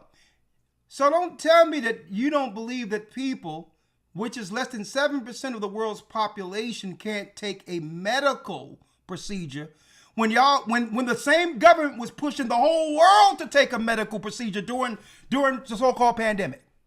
Exactly. Good point. Exactly. So you can't get a fraction of the Earth population to take this test? You cannot get less than 0.7% of the people in the earth to take a test? Mm-hmm. Good point. Great point. When you have a campaign to get the whole earth to take something during the pandemic. Mm-hmm. So it's impossible. Everybody? Why wasn't you saying that when they rolled out the shots? Mm-hmm. Right? Great point. So go ahead, Tuck. Do your thing. And find out who Abram's descendants are. It's really simple. We've cracked the human genome. We can do that. Why don't we do that? Would you be against doing that? I have no idea what that would prove. I mean, really? Maybe it would be. What do you mean? Yes. It would prove who Abram's descendants are and who has a right to live here and who doesn't, according to the theology that you yourself just explained. And so I'm very confused as to why we do that. Man, listen, I'm gonna sit there. Listen, I'm just gonna chill. What you gotta say? Huh? Yo, the man said, what will it prove? It would prove who have a right to live here and support the theology that you've been talking about all this time you've been on this program. That's what it would prove. It would support your theology. It will support all that you claim is the reason behind supporting Israel at having the right to the land. It would support it. What are you talking about? Why are you asking me? You don't see why. When your first statement on this interview was, it's a genetic connection to the land. That was his words. So, let's do some genetic testing then. So we can root out who belongs to the land and who don't. And I'll tell you what, I'll put this out there. I'll be the first one to go, if you find that who these people are, genetically, I'll be the first to go, yeah, man. We support them there. If they can prove genetically they're the people, I will get on. I will say, listen, we were wrong the whole time. They're God's people and we're behind them 100%. 100%. Yeah, man. I'm going on record with that. With no shame at all. Yeah, and I'm going back to Tucker. He has that look like, have you lost your mind? Oh, good, Tucker. Look, this is why you're looking right now. I can't believe that we allowed these people to teach us the Bible. I can't believe it. Look at this guy. Let's go. Prove? I mean, maybe it would I'm going to play it all the way out now. It would prove who Abram's descendants are and who has a right to live here and who doesn't, according to the theology that you yourself just explained. And so I'm very confused as to why we don't do that. If you believe the theology that you've just explained to me, would we do that all over the world? And everybody, this is the only country in the world that you've said has this covenant with God, that this people have a moral and legal right to the land. What about people who convert to Judaism? Would they have a right? Well, you've just said that there are converts to Judaism, so you just told they me, can make Aliyah. They may not have. You've just DNA. told me that it doesn't matter. You told me moments ago, trying to keep track, that it doesn't matter whether or not you believe in God or whether or not you practice Torah Judaism or Rabbinic Judaism, which is something else that I don't even know if we should. I don't even know what that means, but it doesn't matter whether you're, quote, a religious Jew or not. What matters is that you are part of the Jewish people to whom God gave this land that extends from the Nile to the Euphrates. And so if you believe that, wouldn't you want to know with a burning passion who those people are? And because of science, we can now know who those people are. So why aren't we finding out? I guess you could propose a DNA test for everybody who comes here, everybody who lives here. But I'm comfortable with secular nation states where none of this is done on the basis of blood. I'm uncomfortable with that. I'll just say that. But there are people who may not have bloodlines, but who have converted to Judaism. Are they going to be able to live here? Are you going to kick them out? By your standards, they can't live here. No, because you you got just to Hold up now. Yo, my wife say, yo, by your standards, by what the bar you're setting, they can't live here. So why are we opposed to this DNA testing? This man, what them call it, that Ginsu, is a ninja with this. He's holding him, he's sticking him up based on your logic and the theology that you've been bringing, right? They will not be able to live there. Should we do that? Should we check that out? Remember, you're the one that said earlier that, well, there's Christians who don't believe in Christ and don't go to church on Sunday. You said that. So Tucker is holding you to your standard. Your excellent Tucker is holding you to the bar that you set. You set the bar. It's not him. And you can go back and listen to it. You set the bar. He set the bar. And another thing, that's why I told you don't slow him up. Let Carlson cook. Okay? He's a chef. Yep. Right now. Let that man, he's asking all the right questions and showing the contradiction. So if you're not there because you have a right to the land biblically, what are you doing there? Mm-hmm. Huh? So it opens up a lane. We have to ask, okay, you're not the people according to bloodline. He's unpacked the fact that the Supreme Court said that if a Jew in America convert to Christianity, they don't have a right to return like a Jew who doesn't believe in Christ. And then he said, well, listen, let's just put this down to science. We have the technology that we broke the human genome to understand what race is who. Let's take the test and put this baby to bed. And this guy comes with what? What is that going to prove? We're at the end of it. This covenant with God, that this people have a moral and legal right to the land. What about people who convert to Judaism? Would they have a right? Well, you've just said. I mean, that there are it's converts to Judaism, so you just told they me can make Aliyah. They may not have. You've just DNA. told me that it doesn't matter. You told me moments ago, trying to keep track. Okay. That it doesn't matter whether or not you believe in God or whether or not you practice Torah Judaism or Rabbinic Judaism, which is something else that I don't even know if we should. I don't even know what that means. But it doesn't matter whether you're, quote, a religious Jew or not. What matters is that you are part of the Jewish people to whom God gave this land that extends from the Nile to the Euphrates. And so if you believe that, wouldn't you want to know with a burning passion who those people are? And because of science, we can now know who those people are. So why aren't we finding out? I guess you could propose a DNA test for everybody who comes here, everybody who lives here. You're the ambassador of the United States, the politician who's a liaison and an ambassador to Israel. You're the politician. Can't you have a greater more persuasion power than Tucker? Mm-hmm. Don't you want to do this, Huckabee, to substantiate your theology? To know that you are, in fact, backing the chosen people. So what he's doing is telling you, you're supposed to be shaping the legislation if that's what you believe according to Christianity. You should want it. You shouldn't. Yeah. He should burning desire to have it. Huckabee should be spearheading this as a Christian. Mm-hmm. He's a politician who shapes policy. He have connections with political connections all throughout the United States on the conservative side, as well as across the aisle. He's an ambassador to Israel, so he have international pull. What are you going to tell a lowly reporter that he should start shaping some legislation? Tucker said, I done laid it out for you to do it. Christian? Theologian? Don't you truly believe your theology? Mm-hmm. Or have your theology been what? Huh? Have your theology has it been a political front for something else? What do you truly believe in? This land that extends from the Nile to the Euphrates. And so if you believe that, wouldn't you want to know with a burning passion who those people are? And because of science, we can now know who those people are. 1 second. So why aren't we finding out?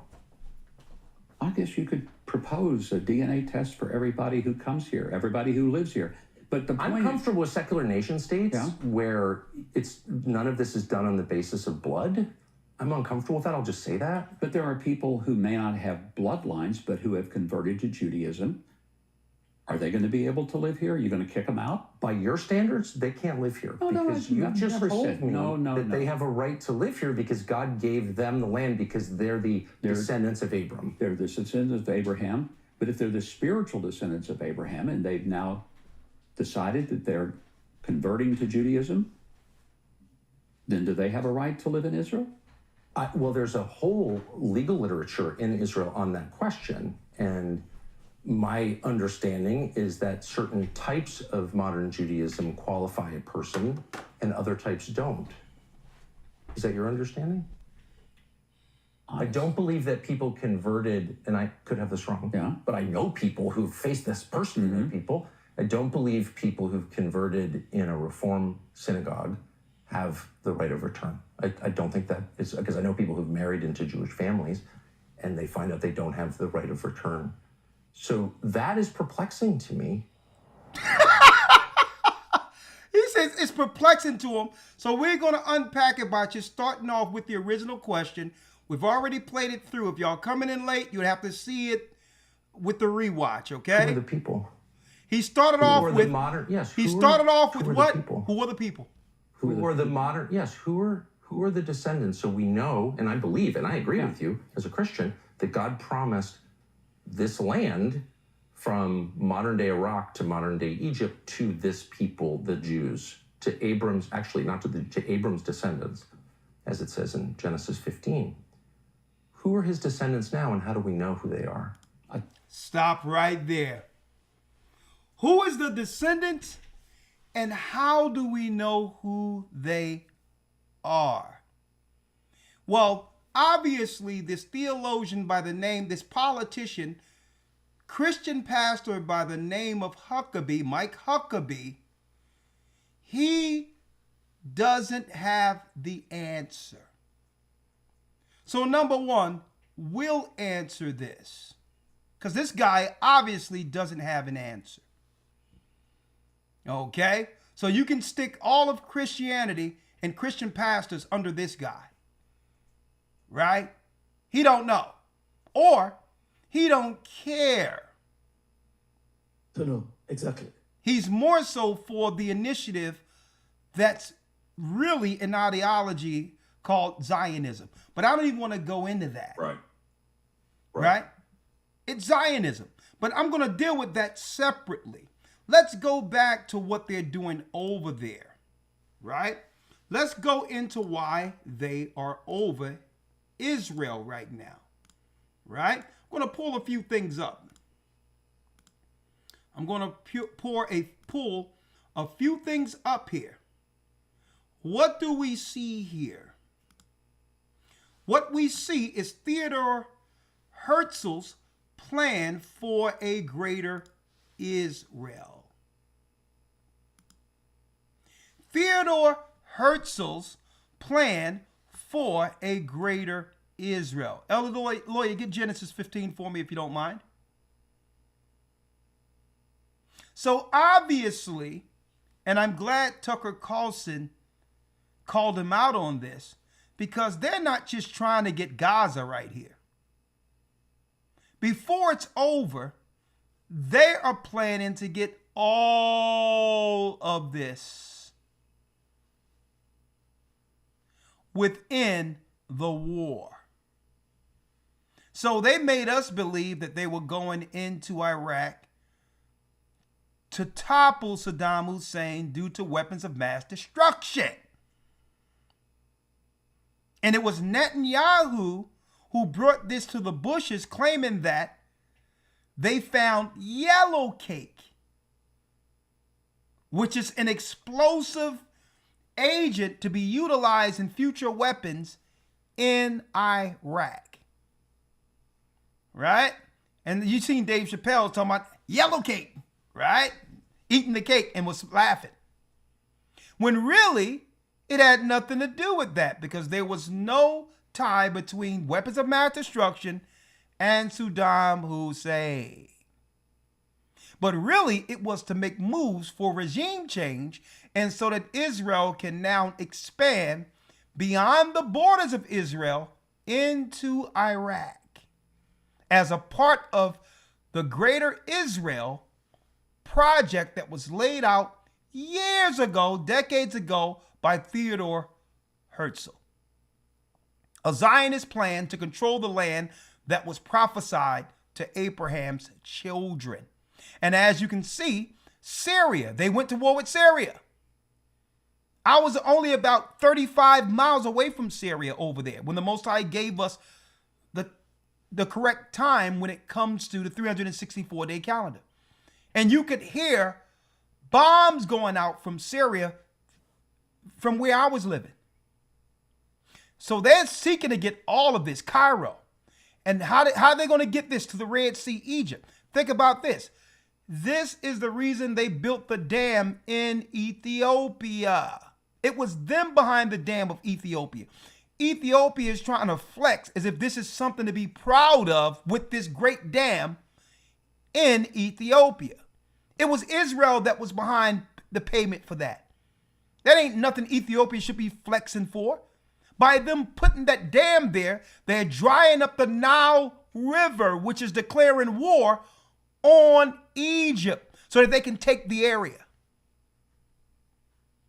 You dry up the Nile, you control what? The resources that grow there that feeds all of the great city of Cairo and all of the people who depend on the Nile to survive. So this is why they made the dam, because the dam is stopping the water from going downstream into water in Cairo, fulfilling the prophecy where the Bible tells you that he's going to make a highway, because why? The Nile River is drying up. They are controlling how much water comes into Cairo. And then look over here, Jordan, they're looking to take all of that. Lebanon, Beirut, all of this was the plan well before 1948, folks. It's called the Greater Israel Project. It was a Zionist plan for conquest, a self-fulfilling prophecy so that Esau could get this particular land. Now, before I bring in the scriptures real quick, because I'm going backward here, right? Before I go into the scriptures, let me break this down now. Here it is, the greater grant to Abraham. All of this that you can see, the greater grant is what they're looking to take. Parts of Ethiopia, all of that. Right? Now, they claim they have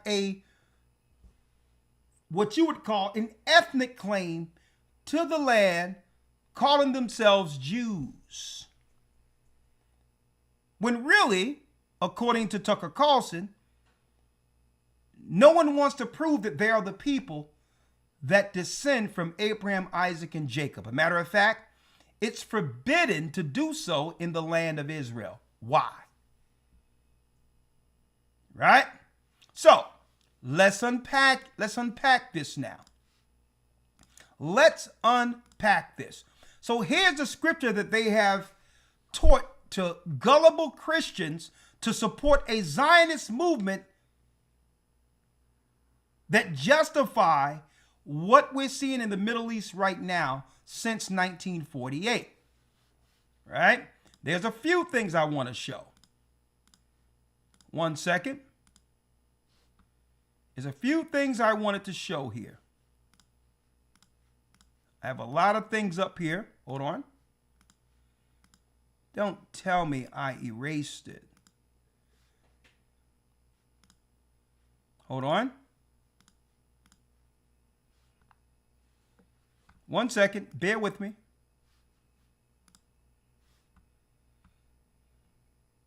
Let me see.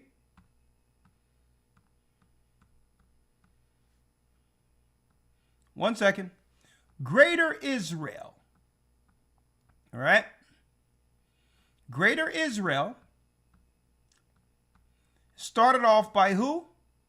A plan by the Zionists, early Zionism, by Theodor Herzl at the end of the 19th century. Theodor Herzl, one of the founders of Zionism, was influenced by the Tanakh in his thinking on the borders for a Jewish state in Palestine, right? A Zionist plan. It had nothing to do with a genetic right, okay? Now, let's go down. As you can see, here it is. The royal grant of Abraham was a land that they would eventually take through time and conquest, but cannot do that without using America's strong-arm military to bring this forth, as they are a small country. Okay, so they would need the military might of America to accomplish this, right? What are we looking at? What gave them the right to begin going into the land? Well, we're looking at the 1917 Balfour Declaration, where it was signed by dear Lord Rothschild, the Rothschilds who are over the banks. I have much pleasure in conveying to you, on behalf of His Majesty government, the following declaration of sympathy with Jewish Zionist aspirations, which is a religion which has been submitted to and approved by the cabinet. This Majesty government view with favor the establishment in Palestine of a national home for the Jewish people, and will use their best endeavors to facilitate the achievement of this object, it being clearly understood that nothing shall be done which may prejudice and civil and religious rights of the existing non-Jewish committee in Palestine, or the rights of the political status enjoyed by Jews in any other country. I could be grateful if you could bring this declaration to the knowledge of the Zionist Federation. So the Balfour Agreement, which was drafted in England, the United Kingdom, said, we give you the right to have a state in another country. So it was England who gave them the right to do this. That's no different than me drafting a piece of paper and giving one of you the rights to have a whole city in China. Okay, it's my declaration. Put my Ricochet, right, North Philadelphia, and I said, hey, you can have China, without asking Chinese people anything. So this is, I'm Edom and I say so. Okay, they're like, well, who gonna give us the land? Don't worry about it. Let me ask my buddy over here in England, and they're gonna give me a piece of paper, and I'm gonna show up in Israel's staking claim to Israel. Right? So there's more. There's more.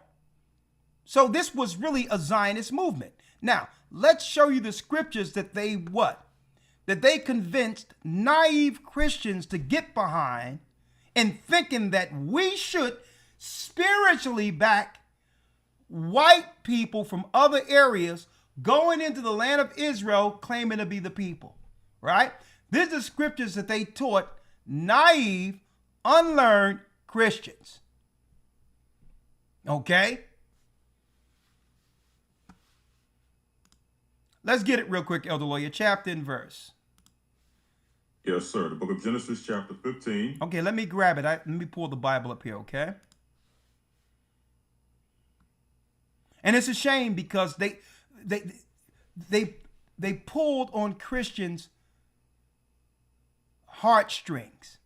I'm not here to dump down on Christians. They know that we are loving people, trusting people who believe in Christ. And the last thing we thought is that God's people would lie to us. We thought we were doing them a solid, backing them as God's people in Israel.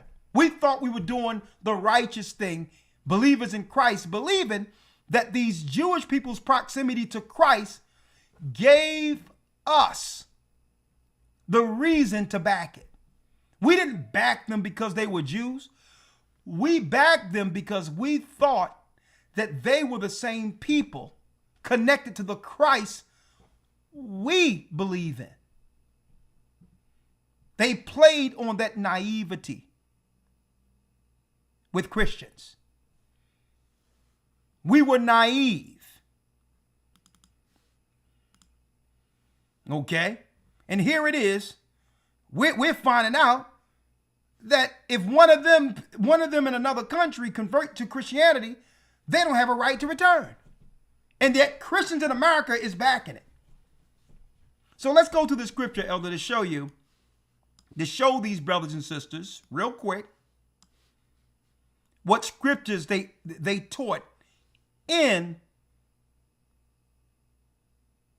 the theology they taught in Christian church to have us back Edomites, and I'm going to prove they're Edomites, who went into the land in 1948. And really, it was what? A Zionist plan called what? Called the Greater Israel, a plan through Theodore Herzl, a Zionist in the late 1800s. It had nothing to do with a Bible prophecy. But let's get the chapter and verse real quick. Yes, sir. Genesis 15, verse 18. 15, verse 18. Let's read it.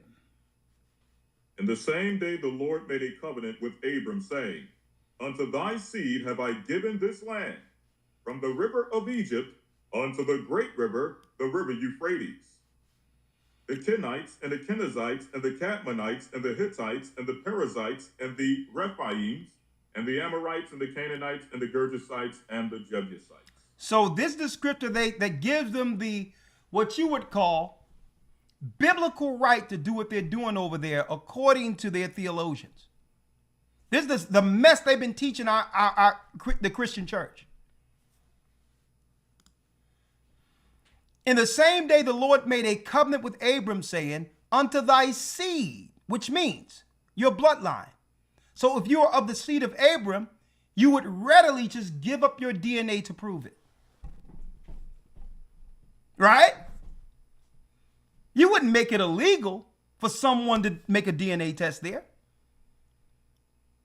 Because according to this, it's the physical seed that have right to the land.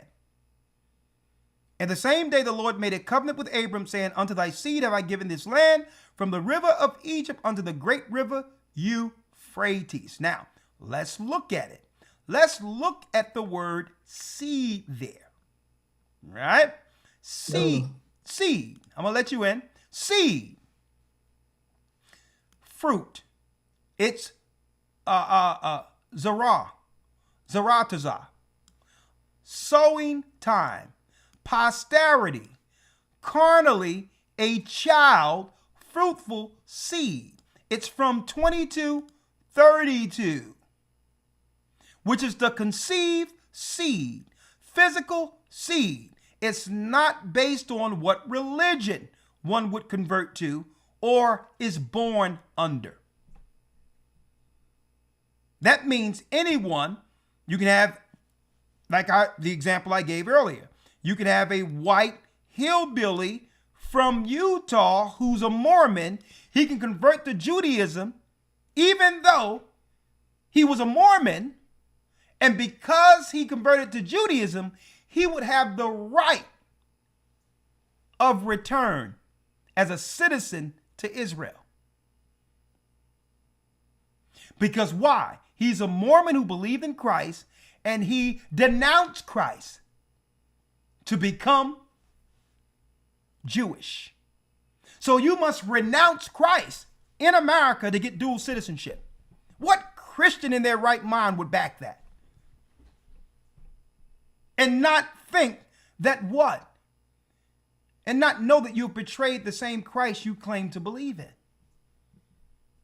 Right? So now let's get down to the nitty gritty here. So here we go. Boom. Greater Israel Project is what they're trying to accomplish. That's the plan. Now, Tucker Carlson asked a question. He asked, let's go back, because I don't want to put words in the curious brother's mouth. Right? Because, he's confused. He just want to know. Right? Who are the people? Who are the people? Great question. He talked about, Elder, he said, well, how can you be people? He says, Israel was scattered everywhere. How can you people in particular, you don't want to take a DNA test, stake claim to a land that was promised to Abraham's seed? Great question. Great question. Elder Lawyer, let's go to Deuteronomy 27:1 and see if we could at least hone in on those people who were scattered according to bloodline. And by the way, I'm going to continue this conversation. There's a discourse I'm having on Twitter or X, 2 o'clock Friday. I'm going to also allow the people from Patreon to get access to this discourse. People coming in from all over the world, and they can challenge our claim. And our claim is that we can prove who the children of Israel are. We're the people. We can prove it. We're not confused like my man is stating here. I think he's less confused than he's letting on, but we're not confused at all. We know who the people are, and we know why they don't want to take DNA over there. Right? Elder Lawyer, if you can, let's now go to Deuteronomy. Let's read the 27th chapter in the first verse real quick. Deuteronomy 27, verse 1. And Moses with the elders of Israel commanded the people, saying, keep all the commandments which I command you this day. Hold on, let me get it again. Deuteronomy 27:1. Let's read it again. And Moses with the elders of Israel commanded the people, saying, keep all the commandments which I command you this day. Moses with the elders of Israel, which are the physical people, commanded the people, saying, keep all the commandments which I command you this day, folks. These are actual people of Israel Moses is speaking to, that God is speaking to Moses and the physical people of Israel. Now, here's the Jedi trick, the Jedi mind trick they play. Every time we just go into the physical people, they don't acknowledge what we're reading out of Torah. What they'll say is, anytime we see Israel, Moses, Christ, we ought to say the word Jews. That's a Jedi mind trick.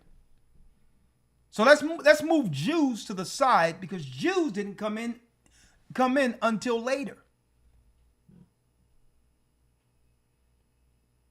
Okay, Judah was the fourth son of Jacob. So what the Jedi mind trick is, every time we start highlighting people in the Bible, instead of giving them the names the Most High gave them out of Torah, they automatically retort with saying Jew. Moses wasn't a Jew. Moses was from the tribe of Levi. So you have to watch the tricks the Christian Zionists play, right? Or the Zionists play with words. We're not talking about Jews here. We're talking about Moses and the elders of Israel, physical people. Commanded the people, saying, keep all the commandments, which are the laws. That's why I don't know how the Christians get off by telling people that they're not supposed to follow the law. Only Satan would tell people not to follow a law. Maybe they're Satanist. Keep all the commandments, they're written of in the same book we find Christ, which I command you this day. So now we've set the precedent.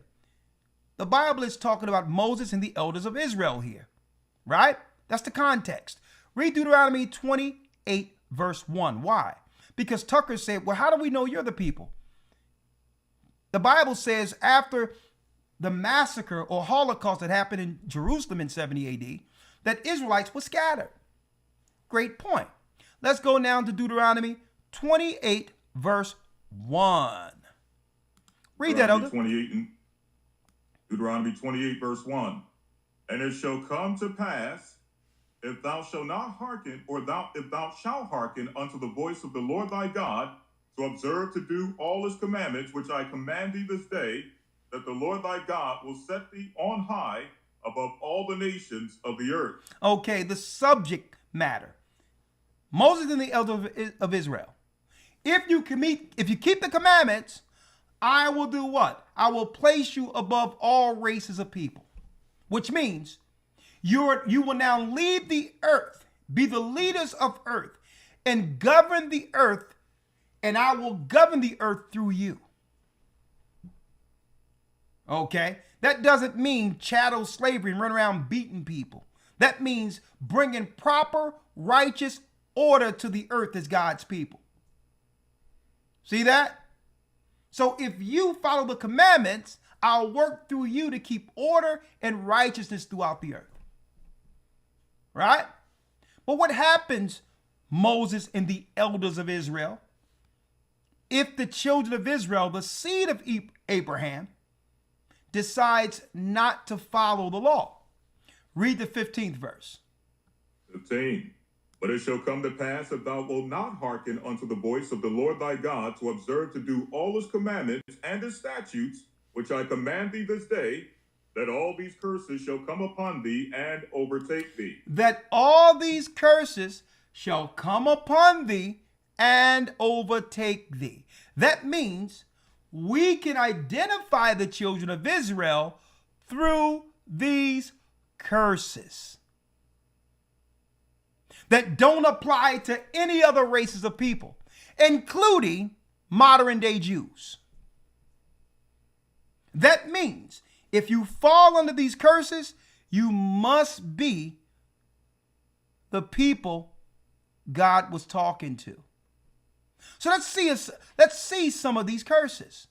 And it tells you that these curses shall be upon the children, the seed, not the religion, as a sign.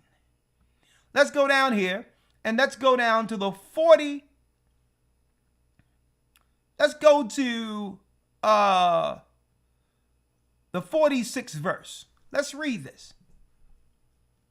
Deuteronomy 28 and 46.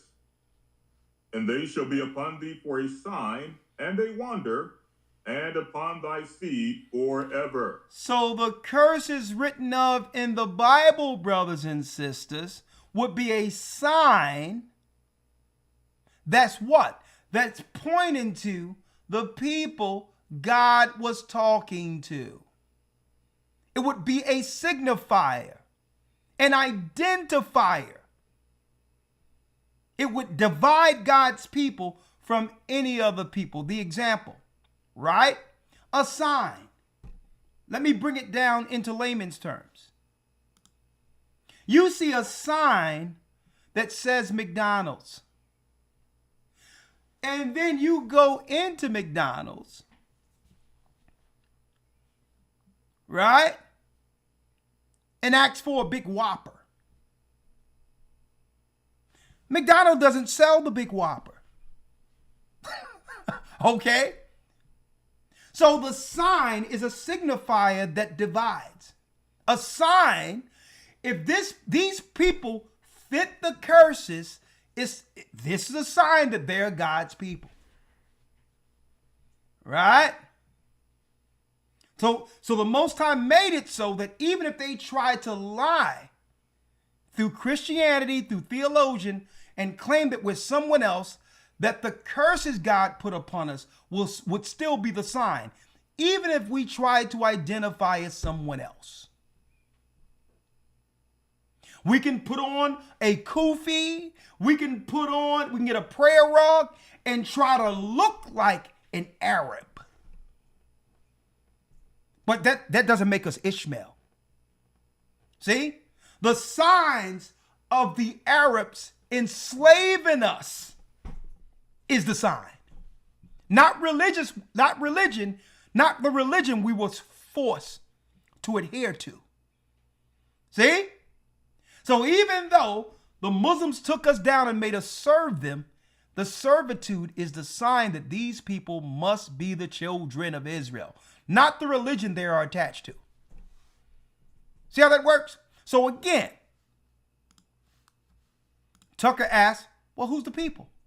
Well, you must see the signs that were only placed on God's people. The Most High God is perfect. He's not going to have a sign on our people or his people, and then another people execute those particular signs.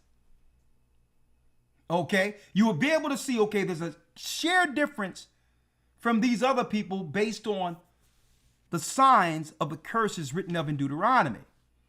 And they shall be upon thee, which was the curses, for a sign and for a wonder. And upon what? And upon thy seed forever. The bloodline. And upon thy seed forever. Now, we must ask the question, why don't they want to do DNA testing? I'll tell you why. If you're in the land, guess who bones been there for thousands of years that they can actually take an original specimen from to prove that they're the people?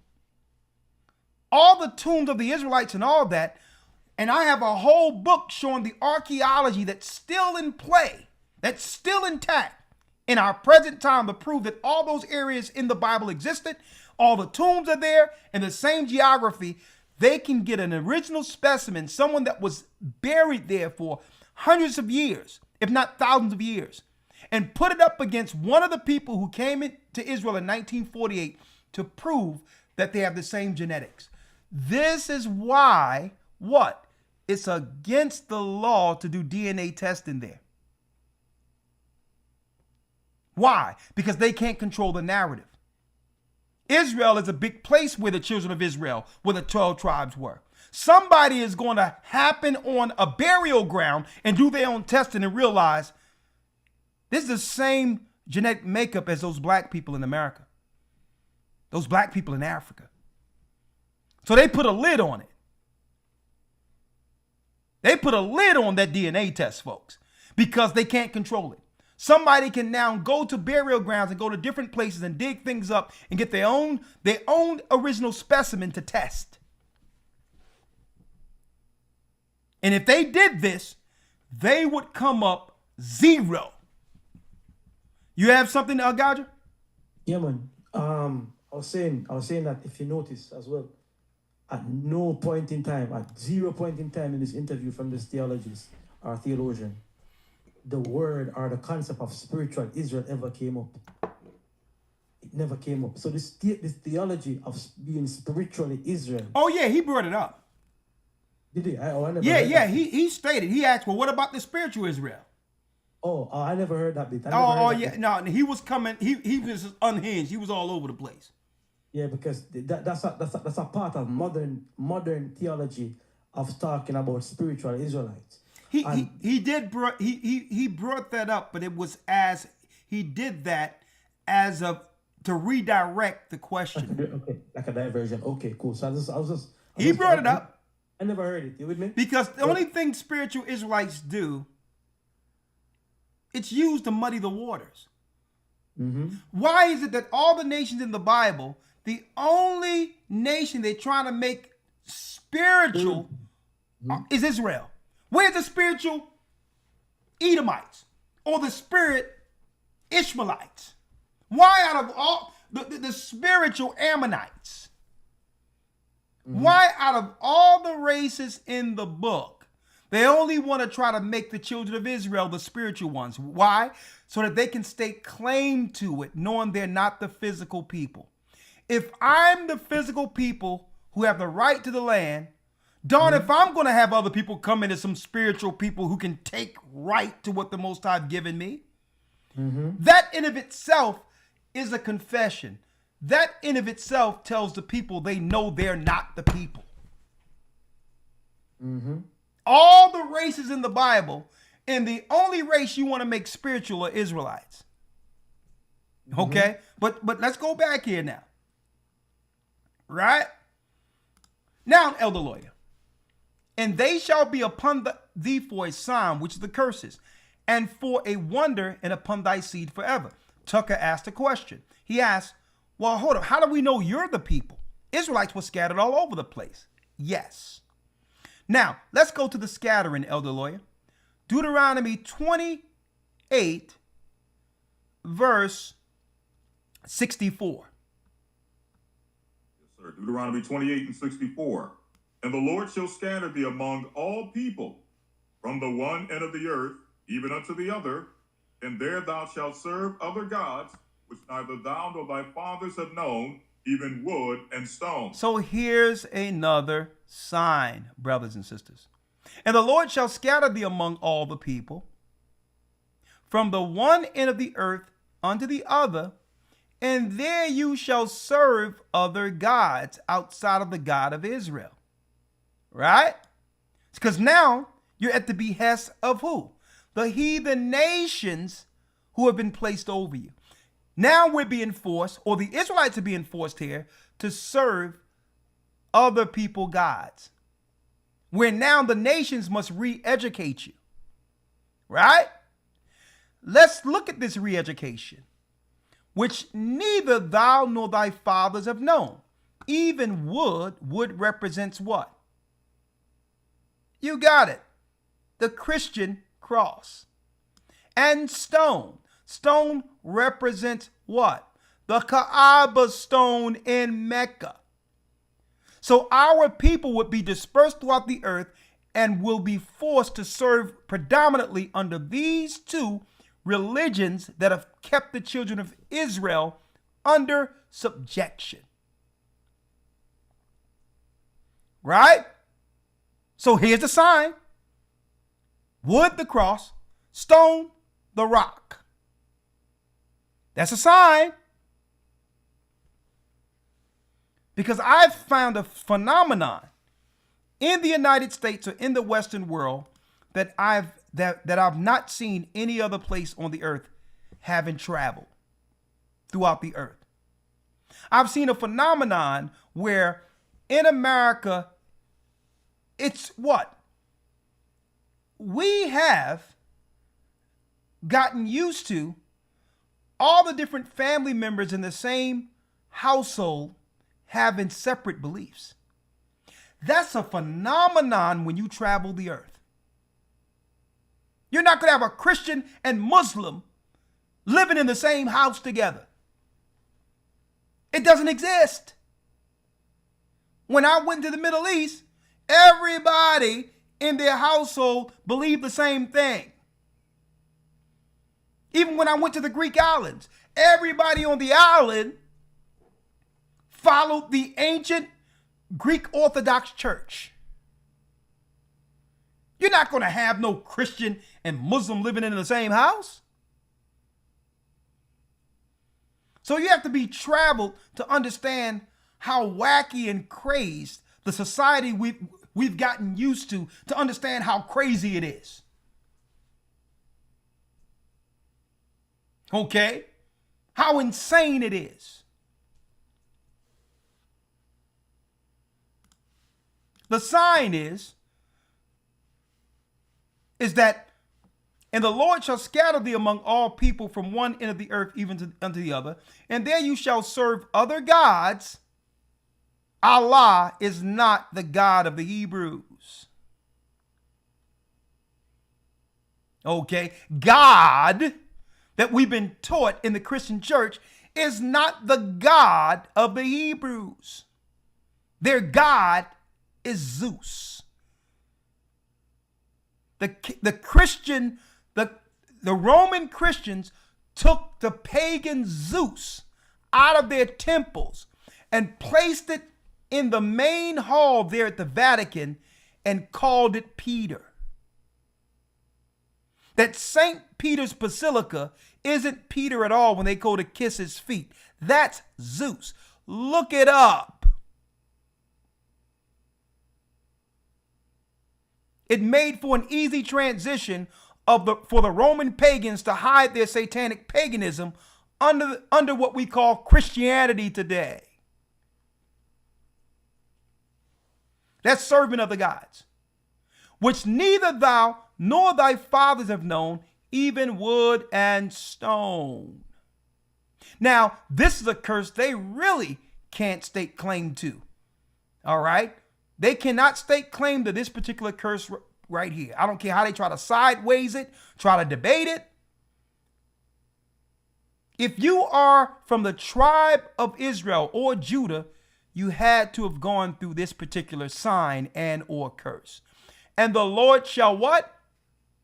The Lord shall bring thee into Egypt again with ships. Egypt again with ships. So this is not speaking of what? Ancient Egypt, us going back into ancient Egypt. Okay? We could walk into Egypt from where we were. Okay? So this Egypt means bondage. It means bondage. The original name of this landmass was Mizraim. It was the Egyptians who seen some of the constructs we built. It was the Grecians who seen some of the constructs we built and renamed those areas Egypt based on the hard bondage that happened with the children of Israel serving there. It was the Grecians later who renamed that land Mizraim, Egypt. Again, so you're going to go into bondage a second time by the way of what? Ships. By the way of ships. Guess what? They couldn't twist this. They couldn't remix it. There's nothing they can do about this sign right here. So what they had to do was to create a scenario to say we were oppressed. We did this. We did that. Because they know they couldn't what? They couldn't get over Deuteronomy 28 and 68. So they had to come up with what? An atrocity to claim we've been oppressed, we've been this, and we've been that. But nothing compares into this. And they did that to do what? To do a bait and switch. Because if we look at, and the Lord shall bring thee into slaves, into Egypt, bondage again with ships, we have to now look into those who had the deeds to those ships.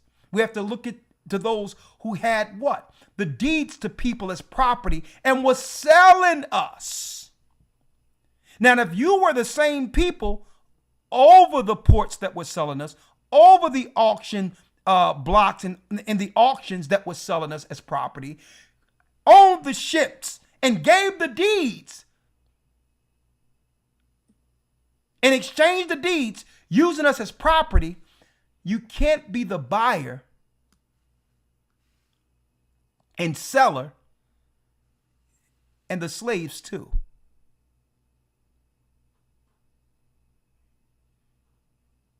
There's no way you can remix this. So if we're going to go into bondage and the same people claiming to be the chosen people made money off of the slave trade and was key players in the slave trade, how can they stake claim to this sign? But what they did was an atrocity came up out of nowhere, and now they can lock arms with our people, the children of Israel, who were suffering under civil rights, and say, yeah, we've been oppressed together. Playing us close. Here's the sign. And the Lord shall bring thee into bondage again with ships. Read. By the way whereof I spake unto thee, thou shalt see it no more again. It's our last slavery. Read. And there you shall be sold unto your enemies for bondmen and bondwomen, and no man shall buy you. And you can't be sold and not brought. So we know this is not talking about not getting purchased. This buy is getting redeemed. That no man would be able to redeem us or purchase us out of this condition. Only through the blood of Christ are we purchased. If we don't accept Christ, we're forever slaves. And it's through Christ that sets us free. See? And when Christ began to communicate with us over here and awaken us to our true identity, guess what? At that point, all the nations who've oppressed us at that point were on the clock. The clock was ticking down. And to prove the clock is ticking down, now Esau is arguing amongst themselves and saying, you know what? We need to figure out who these people are. This is going to open up a whole new can of worms with these questions. Because what he's doing is not just combating Zionism and what's going on over there. The whole world has become inquisitive now. If they're not the people according to theology, then who are? Because according to God, there would be Christ, a light in this earth that's going to lead us through all this darkness. And it's not going to come through them. We need to figure out who these people are. See? Now, let's talk about it now. Let's talk about it. Huh? There you shall be sold unto your enemies for a bondman and a bondwoman. 70 AD, we ran into Africa, right? And I need y'all to look at this map right here, right? Because they look around and try to play dumb. And guess what? Tucker Carlson, I hope you're seeing this. Okay? I back your investigation 100%. And I'm going to help you with it. Here's a map that was drafted in 1747. A slave map that was drafted in 1747. When what? It was called Negro land, right? Here is the slave coast from where our people, the black people, were sold from the Ivory Coast. And looky here. Tucker was asking, who are the people? Was he not? Wasn't Tucker asking, who are the people? Well, let's see if I can figure this out right here. Let me minimize it just a little bit. Negro land. And look at what we have here, brothers and sisters, from an original slave map. Right? An original slave map, right? Where it says proper. Let me get it here. Proper. Let me pull that up where it says proper.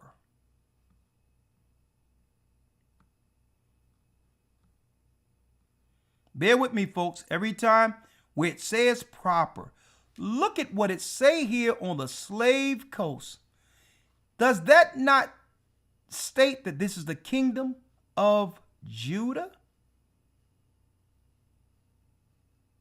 So you're going to try to claim that you didn't know who the black people were, who was brought from the slave coast, the Ivory Coast,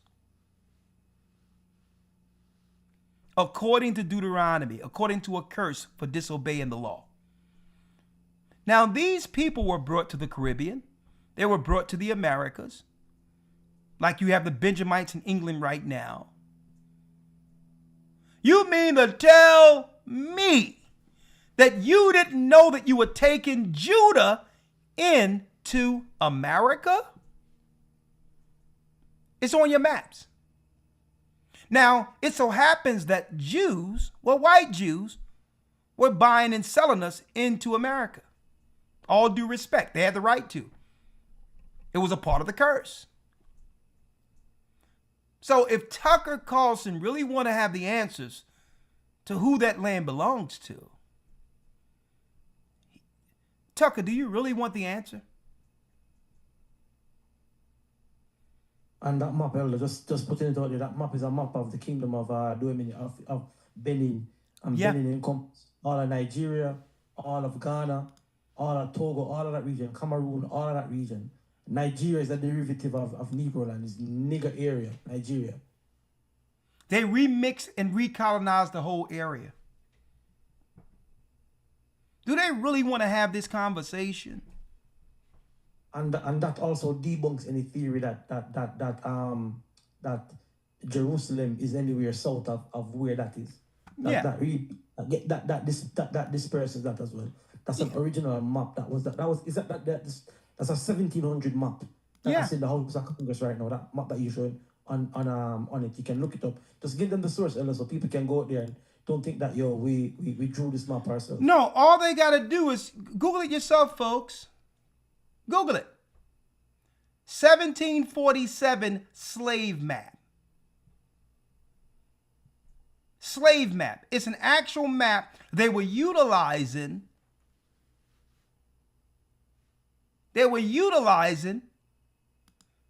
To move us from one area to the next, knowing that we were the children of Judah. And guess what? They knew we were under a curse to be sold. So they felt that the Most High was absent from us. And at that point, they can do whatever they would like to do against us. And before, the white man didn't just come on some land while Kunta Kinte was beating a drum to go and find some wood to make a drum, to drag somebody over to America. Don't believe that garbage story from Hollywood. This was an orchestrated, organized business to enslave God's people, because why? They would not have been able to build the new world without us. Period. The same way Egypt could not have become great without us. See? And we know that we've been to the castles, we've seen the markets, we've traveled the land and we've seen it. It's there. Nobody can deny it. You with me? The Arab slave trade that went on even before that. You understand? Yeah. That before Edom came into the picture. Yeah. Was even more brutal, right? So don't be tricked or confused by Hollywood that the Jews are the white Christians and you know, no, the Islamic Arab slave trade was going on. The trans-Saharan slave trade was going on long as well, for over 1,000 years. And what they did, they were killing the slaves. And a lot of these ghettos you find in Gaza, in parts of the Middle East, still have the remnant of our people still there that were serving in servitude. It's still, the evidence is still there. Somebody said in the comment, what does it mean when it says under a seed forever? You will always be the children of these slaves. Always. That's fine. So when it says the seed forever, you have to realize when it says the seed forever, it's exactly that. There'll never be a time where what? You can separate the curses from these people. Never a time. So it never can be remixed forever. But when you look at that forever, it also breaks down to the vanishing point until the consummation, until Christ comes to get us out of the curse. Okay, that vanishing point is the consummation, right? And the reason why they don't want us to believe in Christ is because Christ is the only light that breaks through the darkness they've placed on us through their miseducation and false religions. Now, confirming what God brought forth when it comes to the Arabs, they perfected the slavery model first. Okay? It's no different than what? You have China making all the goods, but yet you have the merchants shipping the goods over to America to be sold. White people weren't coming into the land and taking Africans over, and white Christians weren't taking some Africans over from their family and dragging them for slavery. That's a lie. This was an organized industry. And the reason why they wanted to hide the Arabs' hand in this through Hollywood, because Arabs were being used to undermine us in our communities. They were Esau's secret weapon, the eyes and ears to be used to report, to get us locked up, to do all this thing. That's why they put them on every corner between them and the Asians to keep their slaves under subjection. We've blown the lid off this, okay? These were your original slave masters. It was Ishmael and Esau together.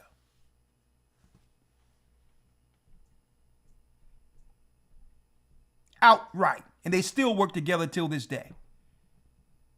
You can't tell me that you are against Muslim jihadi and all this other crap.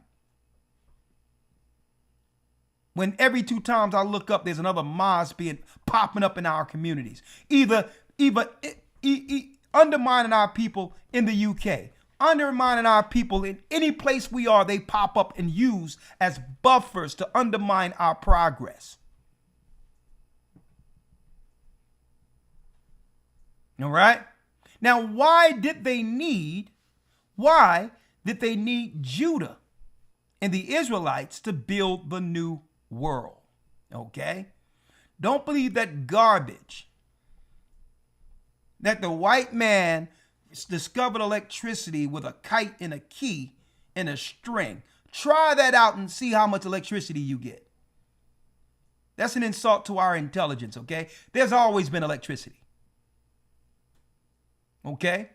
Why did they need to take us from the Ivory Coast into the Americas? Great question. Well, from the book From Babylon to Timbuktu, it reads, the black Jews had an advantage over the African tribes. So when we came into different parts of Africa, some of the Hamites had a problem with us because why? Our ingenuity had us excel above the Hamitic and as well as the Shemitic Africans who are Arabs. We excelled above them. The black Jews had an advantage over the African tribes. They carried their culture. That's why there wouldn't be any culture in America if they didn't bring Israel here. We are the culture. I've seen Arabs. I've seen Asians who look at us close and have people working in their stores so they can understand what product to make next to sell to our people.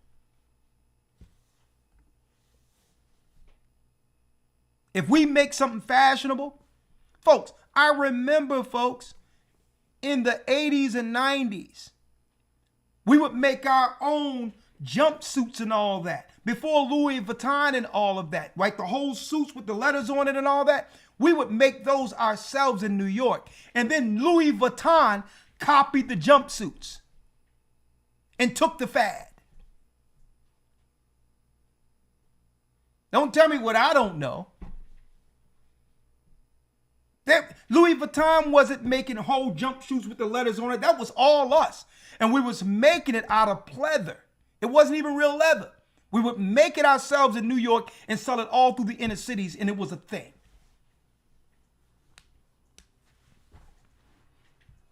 Gabardines, bell bottoms, all of this stuff was being made by tailors who came directly out of the church, dressing our own people. We have always been the culture. They'll see what the fad is, and next thing you know, some Asians or some Arabs are sitting around looking at how to package it to resell it to us. Right? The black Jews had an advantage over the African tribes. They carried their culture, history, laws, and written records with them. This assured them a constant precedent for the development of a higher social organization. And they started showing some ridiculous things on TV, showing flies around blacks and all this. Sally Struthers send 10 cents a day and all this crap. And every time we see Africans on TV, it's somebody with a bone in their nose and a string up their behind, running around booga booga booga with dirt on them. That was the Hollywood portrayal of how they were portraying us to make us believe that's what was going on in Africa. When there's nothing they have done that we didn't create in America. They could not have done it without the ingenuity of Israel. This assured them of a constant precedent for the development of a higher social organization.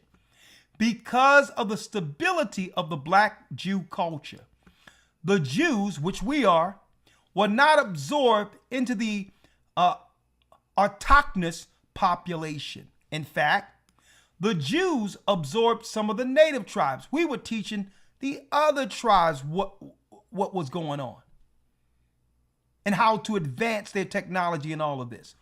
The Jews, which are the black Jews, made use of every opportunity. They were industrious and skillful people. In the Jew Ghanaian states were found kings, princes, governors, generals, secretaries, treasurers, revenue agents, judges, architects, engineers, doctors, historians, language interpreters, mathematicians, jewelers, sculptors, masons, carpenters, painters of art, goldsmiths, leather workers, potters, armorers, saddlers, blacksmiths, agriculturalists, etc. They had to put etc. there, or they would have ran out of paper. Now, why is this so important? Hence the reason why when they freed the slaves, they opened the borders for Irish people, for Roman people and others, because we were the only tradesmen that was able to advance America up to the point of when they opened the borders for immigrants. After they freed us, we would have held Esau over the barrel and say, listen, you must capitulate. You must do everything that's right by us, because without us, nothing runs. They were so dependent on slave labor that when what? The South was willing to die than to let us free, because it would have destroyed industry. We were their babysitters. We were their builders. We were their carpenters. All those great plantations. White people didn't build that stuff. Those plantations were built so right that they're standing till this day. We built all that. So because they didn't want to negotiate right with us and give us our just due, they opened up the borders and set up unions to make carpenters and all that and give them all the jobs, or we would have forced America into doing what was right by the slaves. That's what immigration have always been, a buffer against us. See? So no. We didn't come over here and the white man taught us how to do that. You know how long it would have taken America to get built? If they had to train a whole generation, all of this stuff, then start building. Think about that. We came with the skills. We came with the culture. And the only thing Esau did was put his name on it. Right? Exactly. Like I've said this already, right? And somebody just wrote it there. Why was Pharaoh so upset about us leaving Egypt? Great question. If we were no good and good for nothing, yo, bye, sayonara. Like if them Somalians in Minnesota decided to pack up and go, who would be don't leave? Who would say that? That's the thing.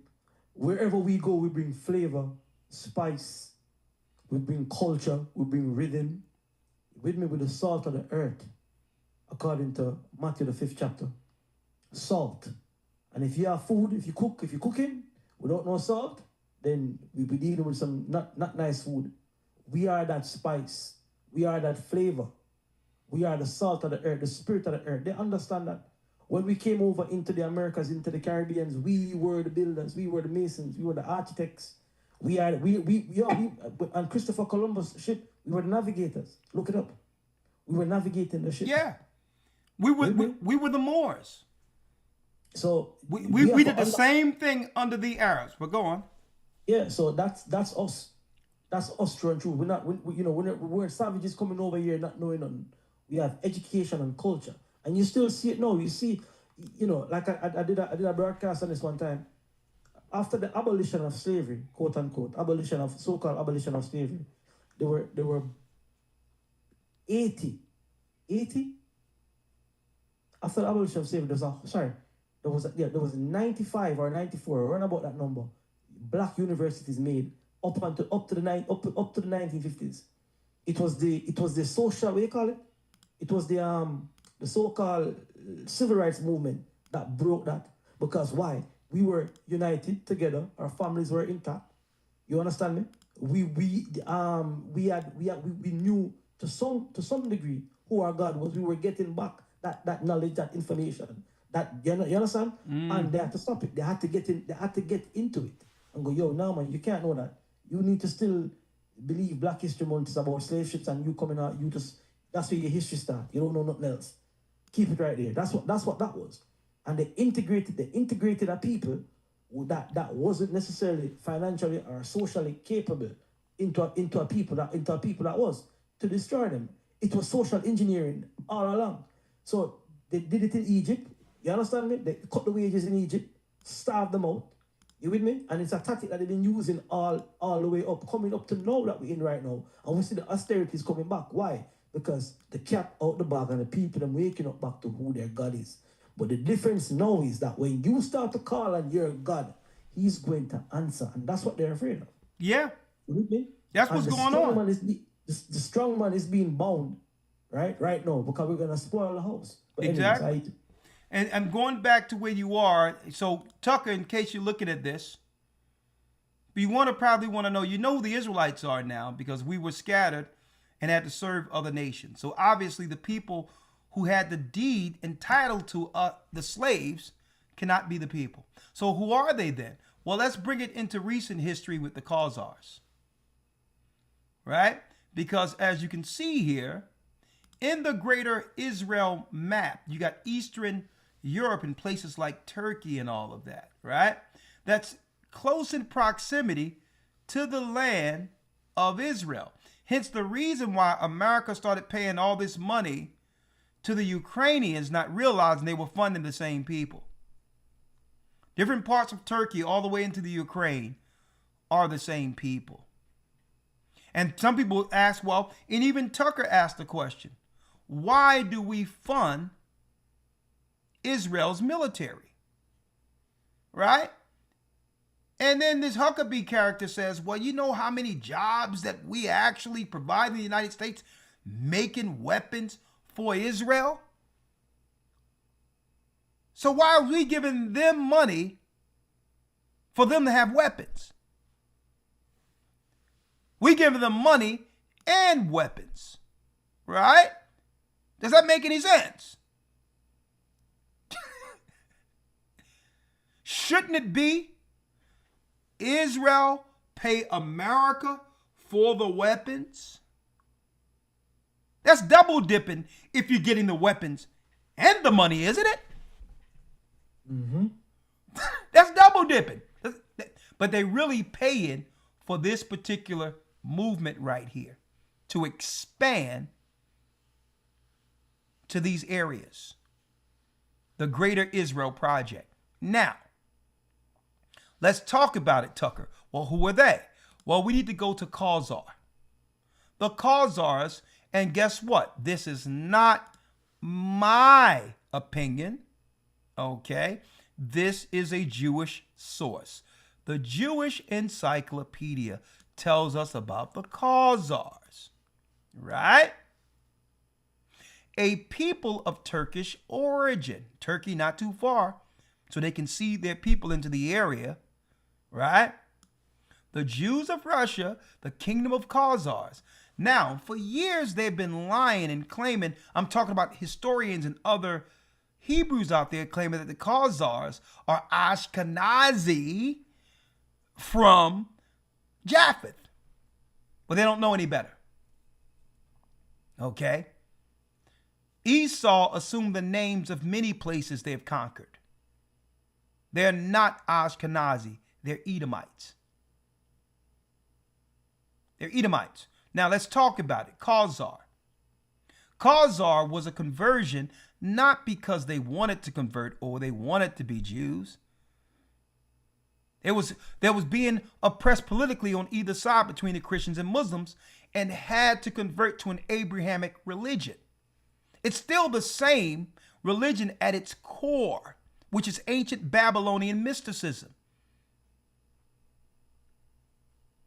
Before this, they were called the serpent people. Look it up. The serpent people that came directly out of Rome. Hence the reason why the main auditorium at the Vatican, guess what? That the architect, matter of fact, I'm going to put it up here.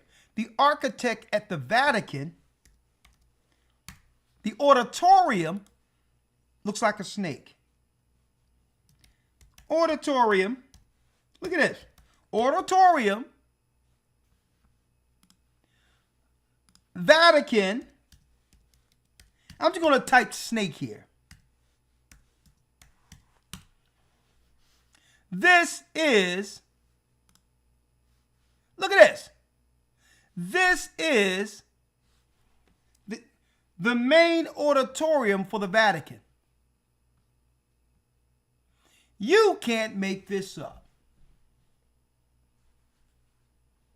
Where the Pope comes inside to speak to press, and there's music and all that. They got a main auditorium where they strategically made the architecture of a snake. They were called the serpent people before the conversion. They didn't convert because they wanted to convert. They converted to hide their true worship, which is what? Paying full obeisances to the serpent, Satan. Now, when you go into Khazar, it links down to the Basilians. Look at this. The Basilians. Let me put that up here. The Basilians. Right here. So they converted between the 8th, really the 8th in the 11th century, where they called themselves Jews strictly for political reasons, but had what? They had an objective outside of their religion that was being utilized as a cover. The Khazars first came to Armenia with the Basilians in 198, the 2nd century. Well, the Basilians come out of Eastern Rome, linking right back to the Byzantine Empire, the conversion of the pagans, Edomites, into what? Into Christianity. So they'll pose as Christians, and they'll pose under Judaism too. But they'll always have an underlying plan that Christians don't understand and others don't understand. An old plan from the garden led through the serpent. And the serpent will use these people against the chosen people, knowing that God's people are the only people on earth who can oppose them. And really the opposing them is exposure. To shine a light on who they really are and what their true missions are in the earth. That's why they don't deal with Christians, because Christ shines a light on the God they serve, the serpent. So they didn't start off as the children of Japheth. They came in as the Romans. So just because you can find Khazar and think that territory is Japheth, these are Edomites who went into an area that was once occupied by Japheth. Now, then we can go down, Jewish Encyclopedia. I didn't make this up. This is not me. This is just me going into Jewish sources here, and I'm going to type in Edom right here. See? Edom will tell you what's going on. Edom. Let's go there real quick. Edom, who's who? Edom. Idumea. Well, that's interesting. Where did we hear Idumea before? Well, Idumea, there was a conversion in the 2nd century where who? The Idumeans converted into Judaism during the 2nd century before Christ was born. See? You can read this in the Josephus. They converted, and Antipater ended up having Herod the Great, or Herod the Greek, or the Idumean, in place as a governor, an Edomite, who would be in place to kill the chosen child, Christ. See? Knowing that Christ was born to set us free. See that? So that's why you see Idumea there. But see, Esau tells on himself in the Jewish Encyclopedia. This is not my source. This is their source. Because it tells us here that Edom is who? Edom, according to them, the name Edom is used by the Talmudists for the Roman Empire. Tucker? Ooh. Ooh. Yo, repeat that. Yo, just highlight that again, Elder. That needs to be pinned again. The name Edom, now this is their source. This is a Jewish source. This is not black people, right? Bennett, I'm not in it. This is what they're telling you. The name Edom is used by the Talmudists for the Roman Empire. So you mean to tell me they don't know who they are? And from what, just putting this out there, and I'm just saying it, from what I know, we can trace who the Romans are, the Roman Empire, from the fall of Rome into Constantinople, which is Turkey, to the 10 horns. We can trace that today. That's not even hidden information. You with me? We know all the countries that were taken down by the Roman Empire that formed it when it fell in 194, and when the power went to Constantinople, which is Turkey. Coming up to modern day, we know where that empire is and who branched from it, Europeans, and where they went in the earth today. Yeah. So what they'll do, can find them. Yeah, but what we'll do when we speak to them, those are over academia, that's over the religious institutions. They'll look at us and they try to play dumb. Well, no one knows that the Romans must have disappeared. We don't know who the Romans are. Liar. Y'all know exactly. You know that you're the Romans. Listen, man. You just walk in any street in London, any build up here in London, and you see where Rome is. Rome never hid. The architecture is there. The gods that they worship is still there. Yeah. Up to today, still there. The design, everything is still there. You go along into what you call it in London, in Kensington there, where near Marble Arch. Yeah. It's all Roman. You can see it. The architecture is there. Yeah. We know who the Romans are. We know. Yeah. We know the empire of Rome, where dispersed to the countries that were formed out of Roman conquest. The Britannias, the coming over to the West, the Americas. We know that. We see it. You get me? Luxembourg, Denmark, all of these places, Germania, all of these places were part of the Roman Empire. Yeah. Going back to Turkey, Constantinople, Istanbul. We know it. All the way down to Cyprus. We know the entire compass of who the Roman people are. Yeah. So how is it now that all of a sudden we can definitively tell you that, okay, you know what? We don't know, we don't necessarily know who the Jews are now. We don't we definitively know who the Jews are not, but we can't tell you who Rome is. It's crazy. Yeah. Yeah, they'll play dumb like my man Huckabee, right? Oh, I don't know, genetic, what's going on? Because the whole thing is, if these are not the people, then it begs the question, who are? Who are? Because obviously, I didn't come up with this, and they tell on themselves.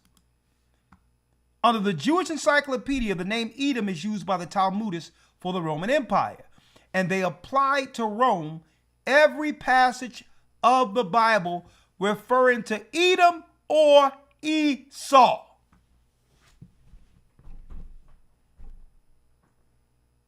Hey, That's mic drop.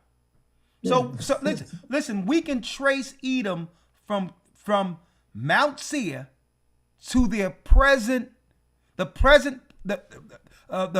places they reside today without missing any time.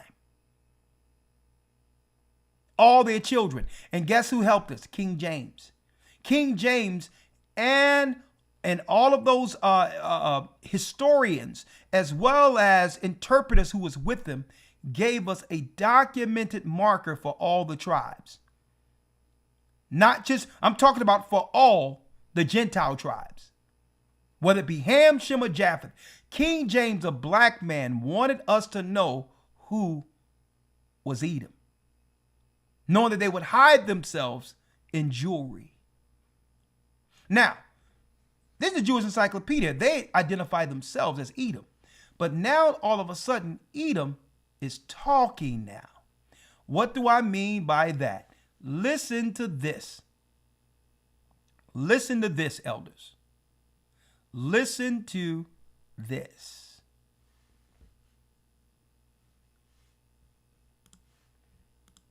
And thank you,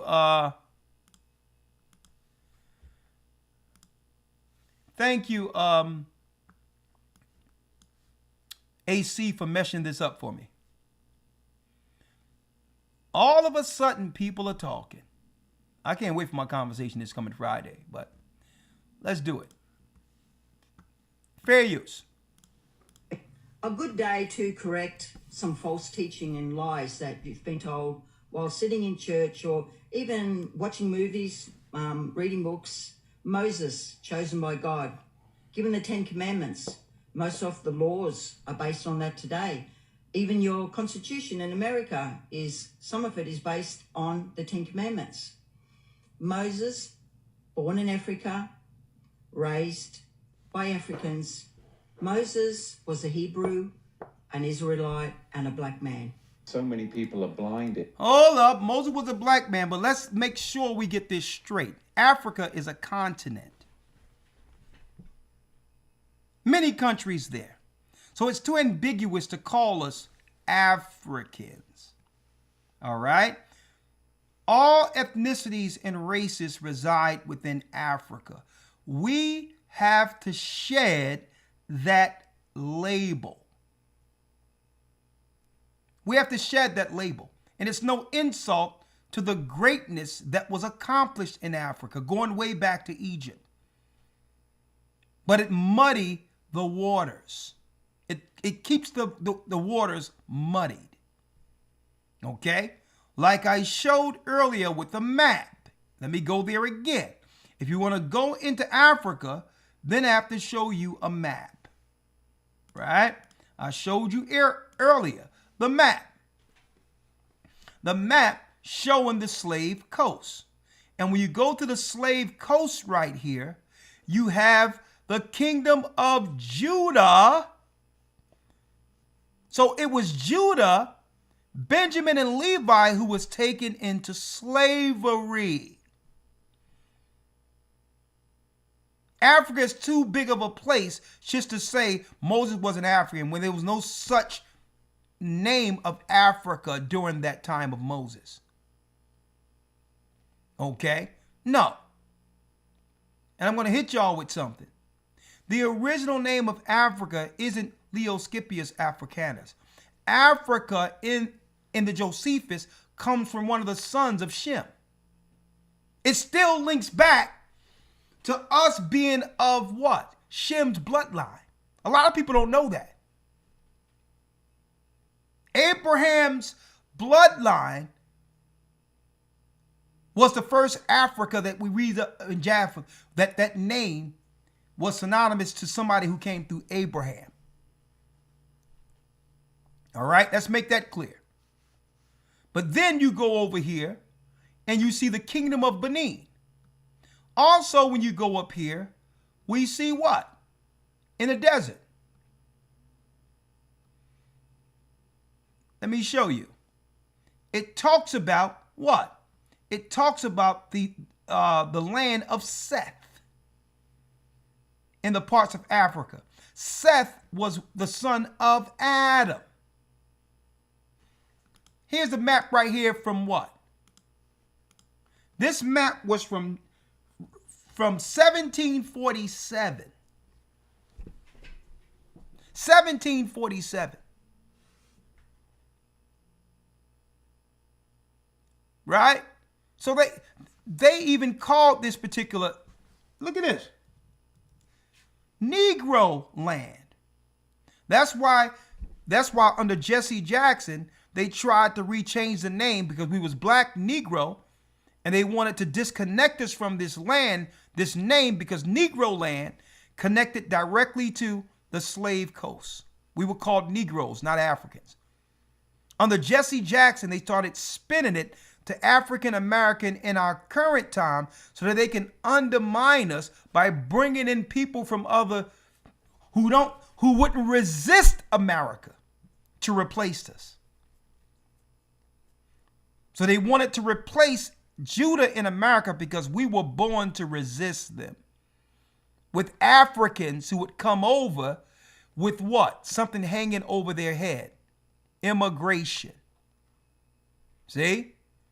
They would have to operate in compliance without resistance or be what? Extradited. That's why they came up with the African American term, to try to stifle the resistance that was born in this country that would bring the truth throughout the whole earth. The tribe of Judah in America. Tucker, are you listening? See? They came up with that. We were called black, Negro, and all of this. And all of a sudden, the demo nuts came up with the Rainbow Coalition and African Americans so they can undermine us. If you want to go into Africa, let's talk about this right here. Negro land. That's why we were called Negroes on the Bill of Sales.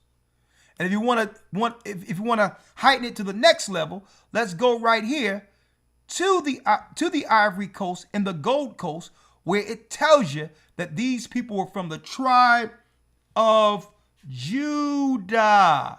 Right here. Look at that, Tucker. See?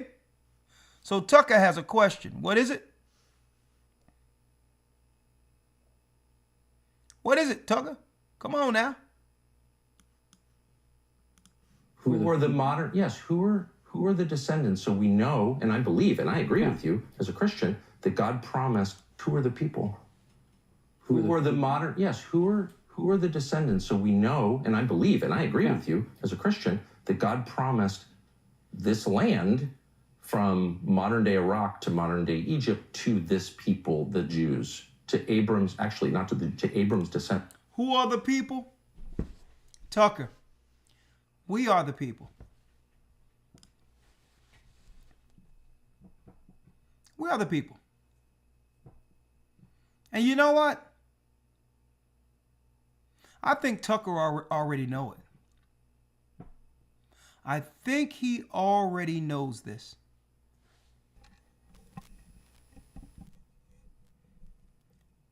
One thing about him is I can say this. Tucker Carlson genuinely loves America. Genuinely. And he's witnessing not black people, but white liberals tearing the morality, ripping the morality away from America. These are white liberals doing this. All up in the schools, radicalizing things. They don't have nothing to do with us. Coming to the schools, making it where our children are reading on a 3rd and 4th grade level. These are white crazed, bugged out of their mind liberals who's sitting there looking at your child as a boy and want to put a dress or castrate him. These are white liberals. He's seeing that there's no hope amongst white people to help the country that he once believed was a country built on the principles and morality of God. So he's seeing the white liberals right? Who are strategically, they are intentionally pulling the plug on everything, seeking to destroy anything that's right. They'll let everybody over, bankrupt everything, demoralize everything. And he's saying that these are not black people. These are his people. And he feel everything, all the hope that he thought existed in America slipping away. Not by the hand of black people, by his people. And then he's looking at the Christian right and saying, well, hold up with you all. This country is going to nothing. And my trust was in the Christian right, Mike Huckabee. And you're telling me that you stand more so for a foreign country of white Jews over a country that's sinking, that you claim to represent. So he see no hope with white liberals. He's lost hope with white conservatives. And it's only leading him into one place, one people who've been through all of this oppression, but still was able to have a spiritual light led through the Holy Spirit to persevere. The children of Israel is the only light in this earth out of this. And I think he knows this. I think he knows it. He's looking for answers genuinely. And what he's recognizing is that amongst white people, we have nothing to do with it, Elder Lawyer. There's a circular firing squad where they're taking each other out politically together. It's a circular firing squad spiritually that they're taking each other out at the public square. And we're just watching. We're just watching. Because I believe he genuinely wants to save America and see that there's no hope for it. How can you have hope when the people that you thought that you bled for to have this country, like crazed white liberals, are seeking to destroy your own children, miseducate them, change their gender and all of this. And black people don't have nothing to do with this. Black people have nothing to do with this. Opening up the borders and all these others, all these crazed satanic rituals we're hearing about, we don't have nothing to do with this stuff. People will say, well, okay, Diddy, Jay-Z, who opened the door to let them into the party? Who opened the door? Who introduced the ritualistic life to Jay-Z and Diddy, if you want to just talk about them? And how much power they have. So he's seeking hope from amongst his people. And who he thought was the chosen people, he found out that they're not. So I hope Tucker runs into this. Hope he does. And have what? An honest conversation with the people you're looking for. The chosen. Blinded to the scriptures, blinded to historical truth, and they're led by their heartstrings, but it's not actually fact. One of those things, again, that people have been led for so many years as thinking that the Ashkenazi are in fact descendants of Shem, and we've discovered that the Ashkenazi are in fact the synagogue of Satan. They're the descendants of Japheth. They're Turkic Mongols from the Khazarian region that converted to Judaism in the And that's why I went into the scriptures on the Khazars first, because a lot of other nations are on to it. They know that these people are not the people, but they're still caught up with false history. That's why I wanted to point this guy out. It's true that the people in Israel today are not from the bloodline, but they're not Japheth at all. They're not Japheth. They're Edomites. All right? Now I'm going to show you the scripture they use to try to claim that it was prophesied that Japheth would be in the Middle East. Elder Lawyer, if you will. We went over the scripture earlier.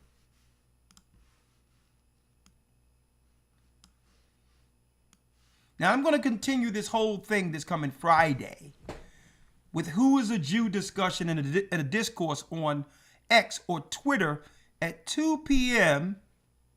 Friday. And we're going to open up the floodgates. They're going to have many people coming in challenging us. And I'm sure we're going to have some arrogant, quote unquote, Europeans who want to come in and try to show us that we're going to put these lowly black people in their place. But they're in for a rude awakening. Okay? Right? I'm going to have all my books around me. My Bible's going to be here. I'm going to be ready with the swords sharpened. Right? Elder Lawyer, let's get it. Genesis chapter 20 or Genesis chapter 9, verse number 26. Genesis 9:26. First of all, they'll go into Ashkenazi Japheth in Genesis 10 because it says Ashkenazi there. But you can't do that. And because of location, white people live in Europe, they must be Japheth. No. White people are in America now. Were they the original Americans? But Elder, just dropping this out there. Yeah. If you are Ashkenazi, you cannot be a Jew. It's an impossibility. Jews came from Shem. Ashkenaz is Japheth. So you can't, it's an oxymoron. That doesn't exist. Just anybody, it's a different bloodline. You cannot be. Yeah, it's a different bloodline, but what they're saying is if they're Ashkenazi, they can't be Jews through bloodline. That's what they're bringing, not realizing it should be Edom in place of Japheth. They're saying because they're Ashkenazi, they can't be Israel. Yeah, but that anybody saying that's just unlearned. What's it called? Zepho pushed the Japhites east, and then Alexander the Free came and did it even more. So when you look at the people in north of China, the Mongolians, those are the original Japhetic people. That's why they're right there. They were pushed east by Zepho first, and then Alexander the Freak. The Greek did it after. It pushed them east. You're right. So, but a lot of people are still dealing with the Japheth theory.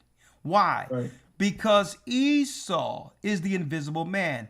He seek to be invisible. He inseminate with any culture he takes over. That's the whole thing. You have a lot of people who believe that, and this is why I'm putting it out there to correct that train of thought. Nowhere in the Bible does it say that Japheth will be ruling the world at the end of the world. Okay? It's it's false theology that's been put out there to what? To move people off of the trail, identifying who they really are. It was to knock people off the scent. So it was Esau who put out all these different tentacles of them being someone else so that we can never identify their true purpose. Right? So let's go to the scripture where they say the tents of Japheth. Let's get it, Elder. Yes, sir. Genesis 9:26. Genesis 9, verse 26. Let's read it. And he said, Blessed be the Lord God of Shem, and Canaan shall be his servant. God shall enlarge Japheth, and he shall dwell in the tents of Shem, and Canaan shall be his servant. Now, this is the main scripture they're using to claim that Ashkenazi would be in the Middle East. And wrong answer. Okay? Because it says the Most High shall enlarge Japheth. Right? And he shall dwell in the tents of Shem. The he right here isn't talking about Japheth. It's the Most High who shall dwell in the tents of Shem. See that? Why? Abram would come through this bloodline. Moses would come through Shem. The Most High would continually dwell in the seed of Abraham. Christ would come through Shem. Christ will come through Shem. Exactly. The 12 tribes would come through Shem.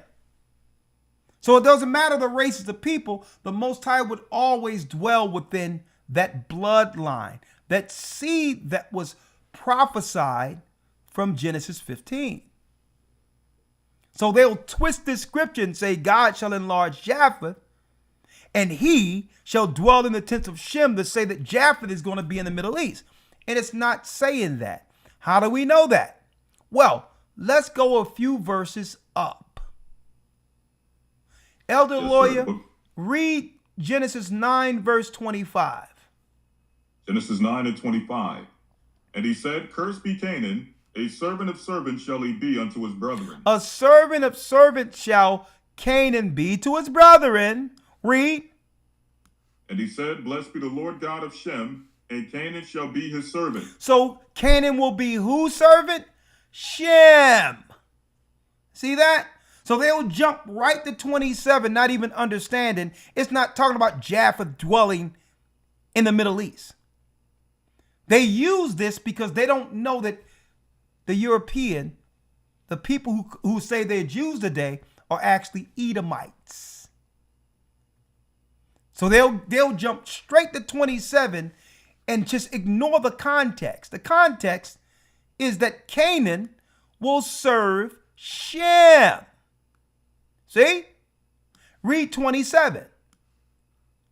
God shall enlarge Japheth. So he shall enlarge Japheth. That means Japheth will multiply. That's what the Most High is going to do to Japheth. Like you see China today. Like you see the Asians. They're everywhere. Read. And he shall dwell in the tents of Shem. And the Most High shall dwell in the tents of Shem. Read. And Canaan shall be his servant. Just re-emphasizing the 25th verse. And the 26th verse. They'll look at this Japheth and say, well, this is the Jewish people in the Middle East, Ashkenazi. And wrong answer. See that? Now, there's more that I had unpacked for this, but there's so much information that we can dive into. But don't forget to be in that next academy. I'm going to open up for calls for those who like to come in, as well as those who like to come in through Zoom. We're going to have what? Bible, history, and chronology for the next academy. You don't want to miss the next academy. We're going into serious prophecy, brand new groundbreaking information with the secrets of the times, where guess what? All the times have been resolved. A lot of people have been looking at our calendar and say, well, hold up. And it's been said to us, hey, with each year, it's slipping backward, right? The Most High have already given us the resolve. And it's within the 364. I'm going to put it out there now, but we're going to teach it later. Huh? The Most High is showing serious revelation right now.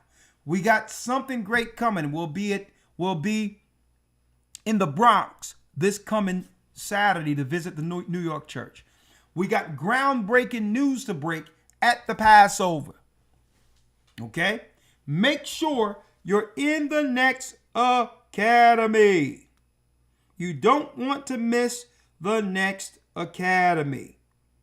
Again, let me pull this up. Again, Bible chronology.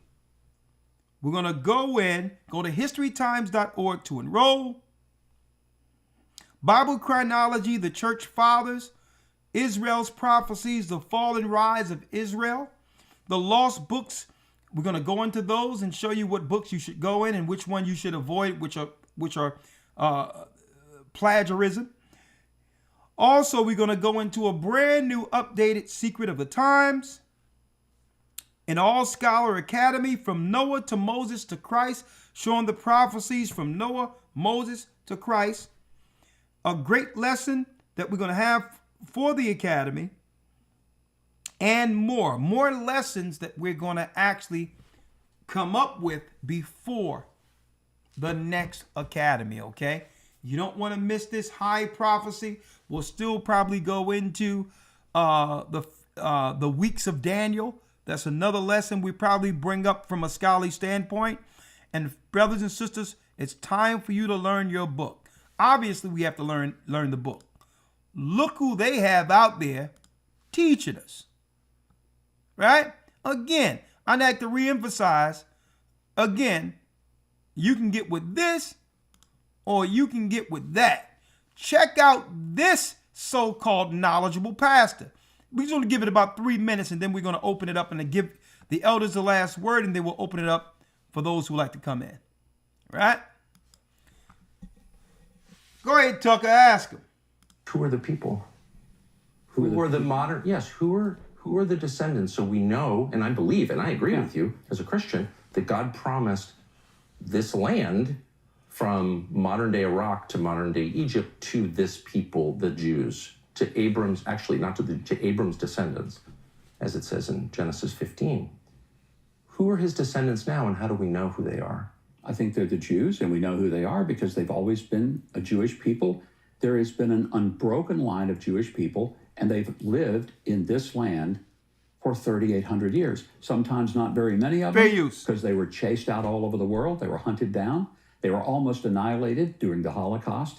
They came back. To this day, Tucker, they represent, you know how many Jews there are in the whole world? Please, no, but I understand. First of all, the greatest genocide of Jews no one ever mentions was by the Romans, where they were literally banned from Jerusalem for 500 years. Yeah, of course. And it's all awful. And I'm opposed to all of that. I'm opposed to... And that happened to us, y'all.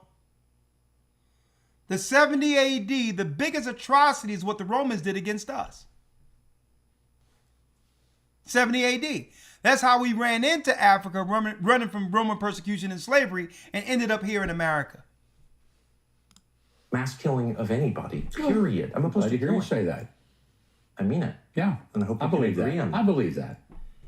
My question is, and it's not a bumper sticker answer, it's a sincere answer, how do we know? Because what you're saying is that certain people have a title to a highly contested region.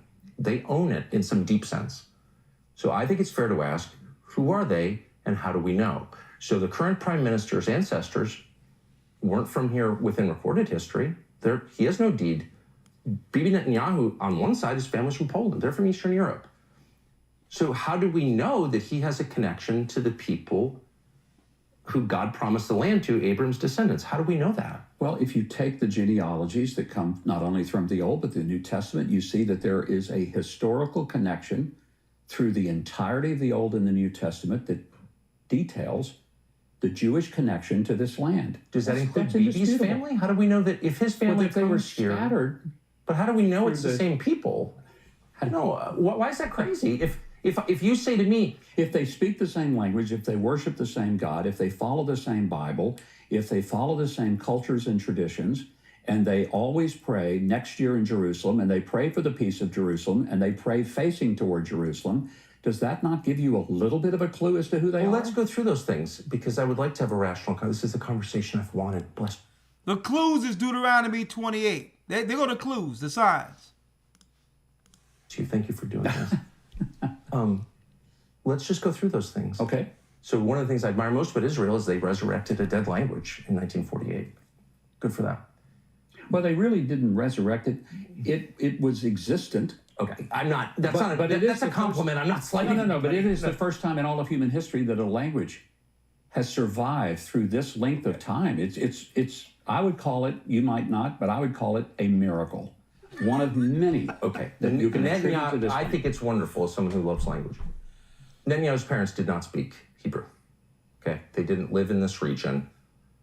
Netanyahu, the founders of this country, were mostly secular. Some of them were avowed atheists. They were not praying for the peace of Jerusalem. They weren't praying at all because they didn't believe in God. There's no genealogy linking their families to the people of this land 3,000 years ago. They're not. So how do we know, since they didn't share a language, they didn't share a religion, they had no religion whatsoever, how do we know that they had a right to come here from Eastern Europe? And But they were scattered. the land. They were scattered to I understand Eastern Europe. that. They were scattered all over the world. There were many in Ethiopia. They were in Russia. They were in Poland. They were throughout Asia. Jews were all over the place, but they were still Jews. But they were still Jews. Okay, That's so then, what let made me get to them the nub of the question, since again, a lot is at stake, a lot of money is at stake. Land is very valuable. Israel has a lot of resources. By the way, if you're accused of a crime, you can hide here. That's a pretty good passport to have. It's a good thing, right? So who's entitled to it? I don't understand, and you're very discouraged in the United States from asking this question for some reason. It's a totally rational I'm not question. discouraged. No, you're not discouraging. Yeah. Others do. You're like the only person I can have this conversation with. Everyone will be like, shut up, Nazi. It's a foundational question. Are you speaking of an ethnic group or a religious group? Well, I think you're looking at, for many people, it is religious. There are people who may not have a deep religious connection to Judaism, but they're still Jews. Okay, so it's an ethnic category. It is ethnic, but it is also religious. It is rooted in religion. You can't take it out of it. Now, that means then there are how some people, can an atheist... Well, I will tell you this. There are some people who say, I'm Christian. They never go to church.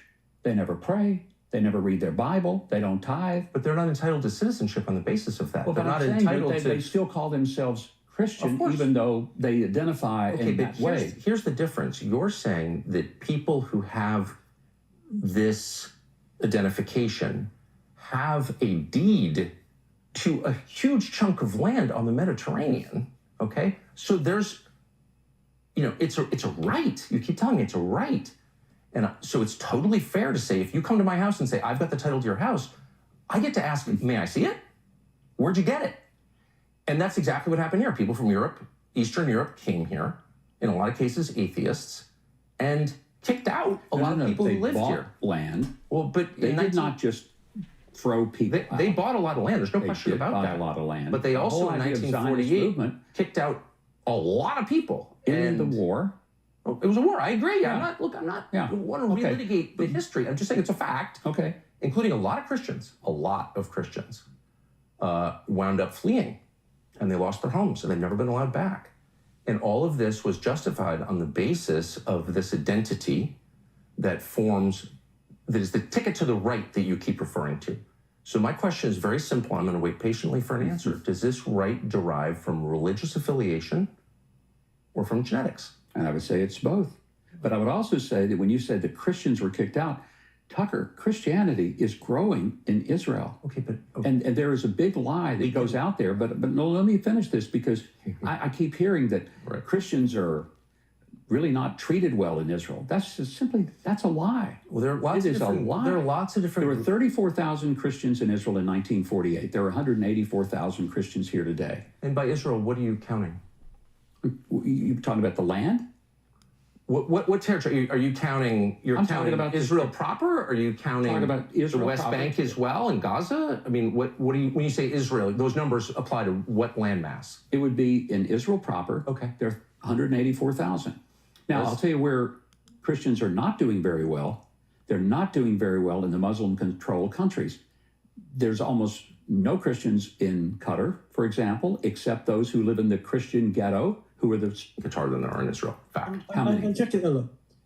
Now So- you call me. I don't know. I can look at my phone, but I was just there. I'm about to end it. Whatever. But I just want to get to the point that forms the basis of this whole conversation, which is who has a right to the land? Yeah. And you said it's a mixture of religion and ethnicity, because as I noted, and you agree, many of the founders, maybe the majority of the founders of modern Israel, did not believe in God at all. So they were not religious Jews. They weren't religious at all. They were atheists. They said they were atheists. I believe them. So that suggests it's ethnic. But it's also true, as you well know, because there's a famous court case about this, that ethnic Jews who convert to Christianity do not have the right of return. That was settled by the Israeli Supreme Court. I'm very confused. So that would suggest it's not ethnicity, because you invalidate your Jewishness by converting to Christianity. There are a number of Messianic Jews who live in Israel. Okay.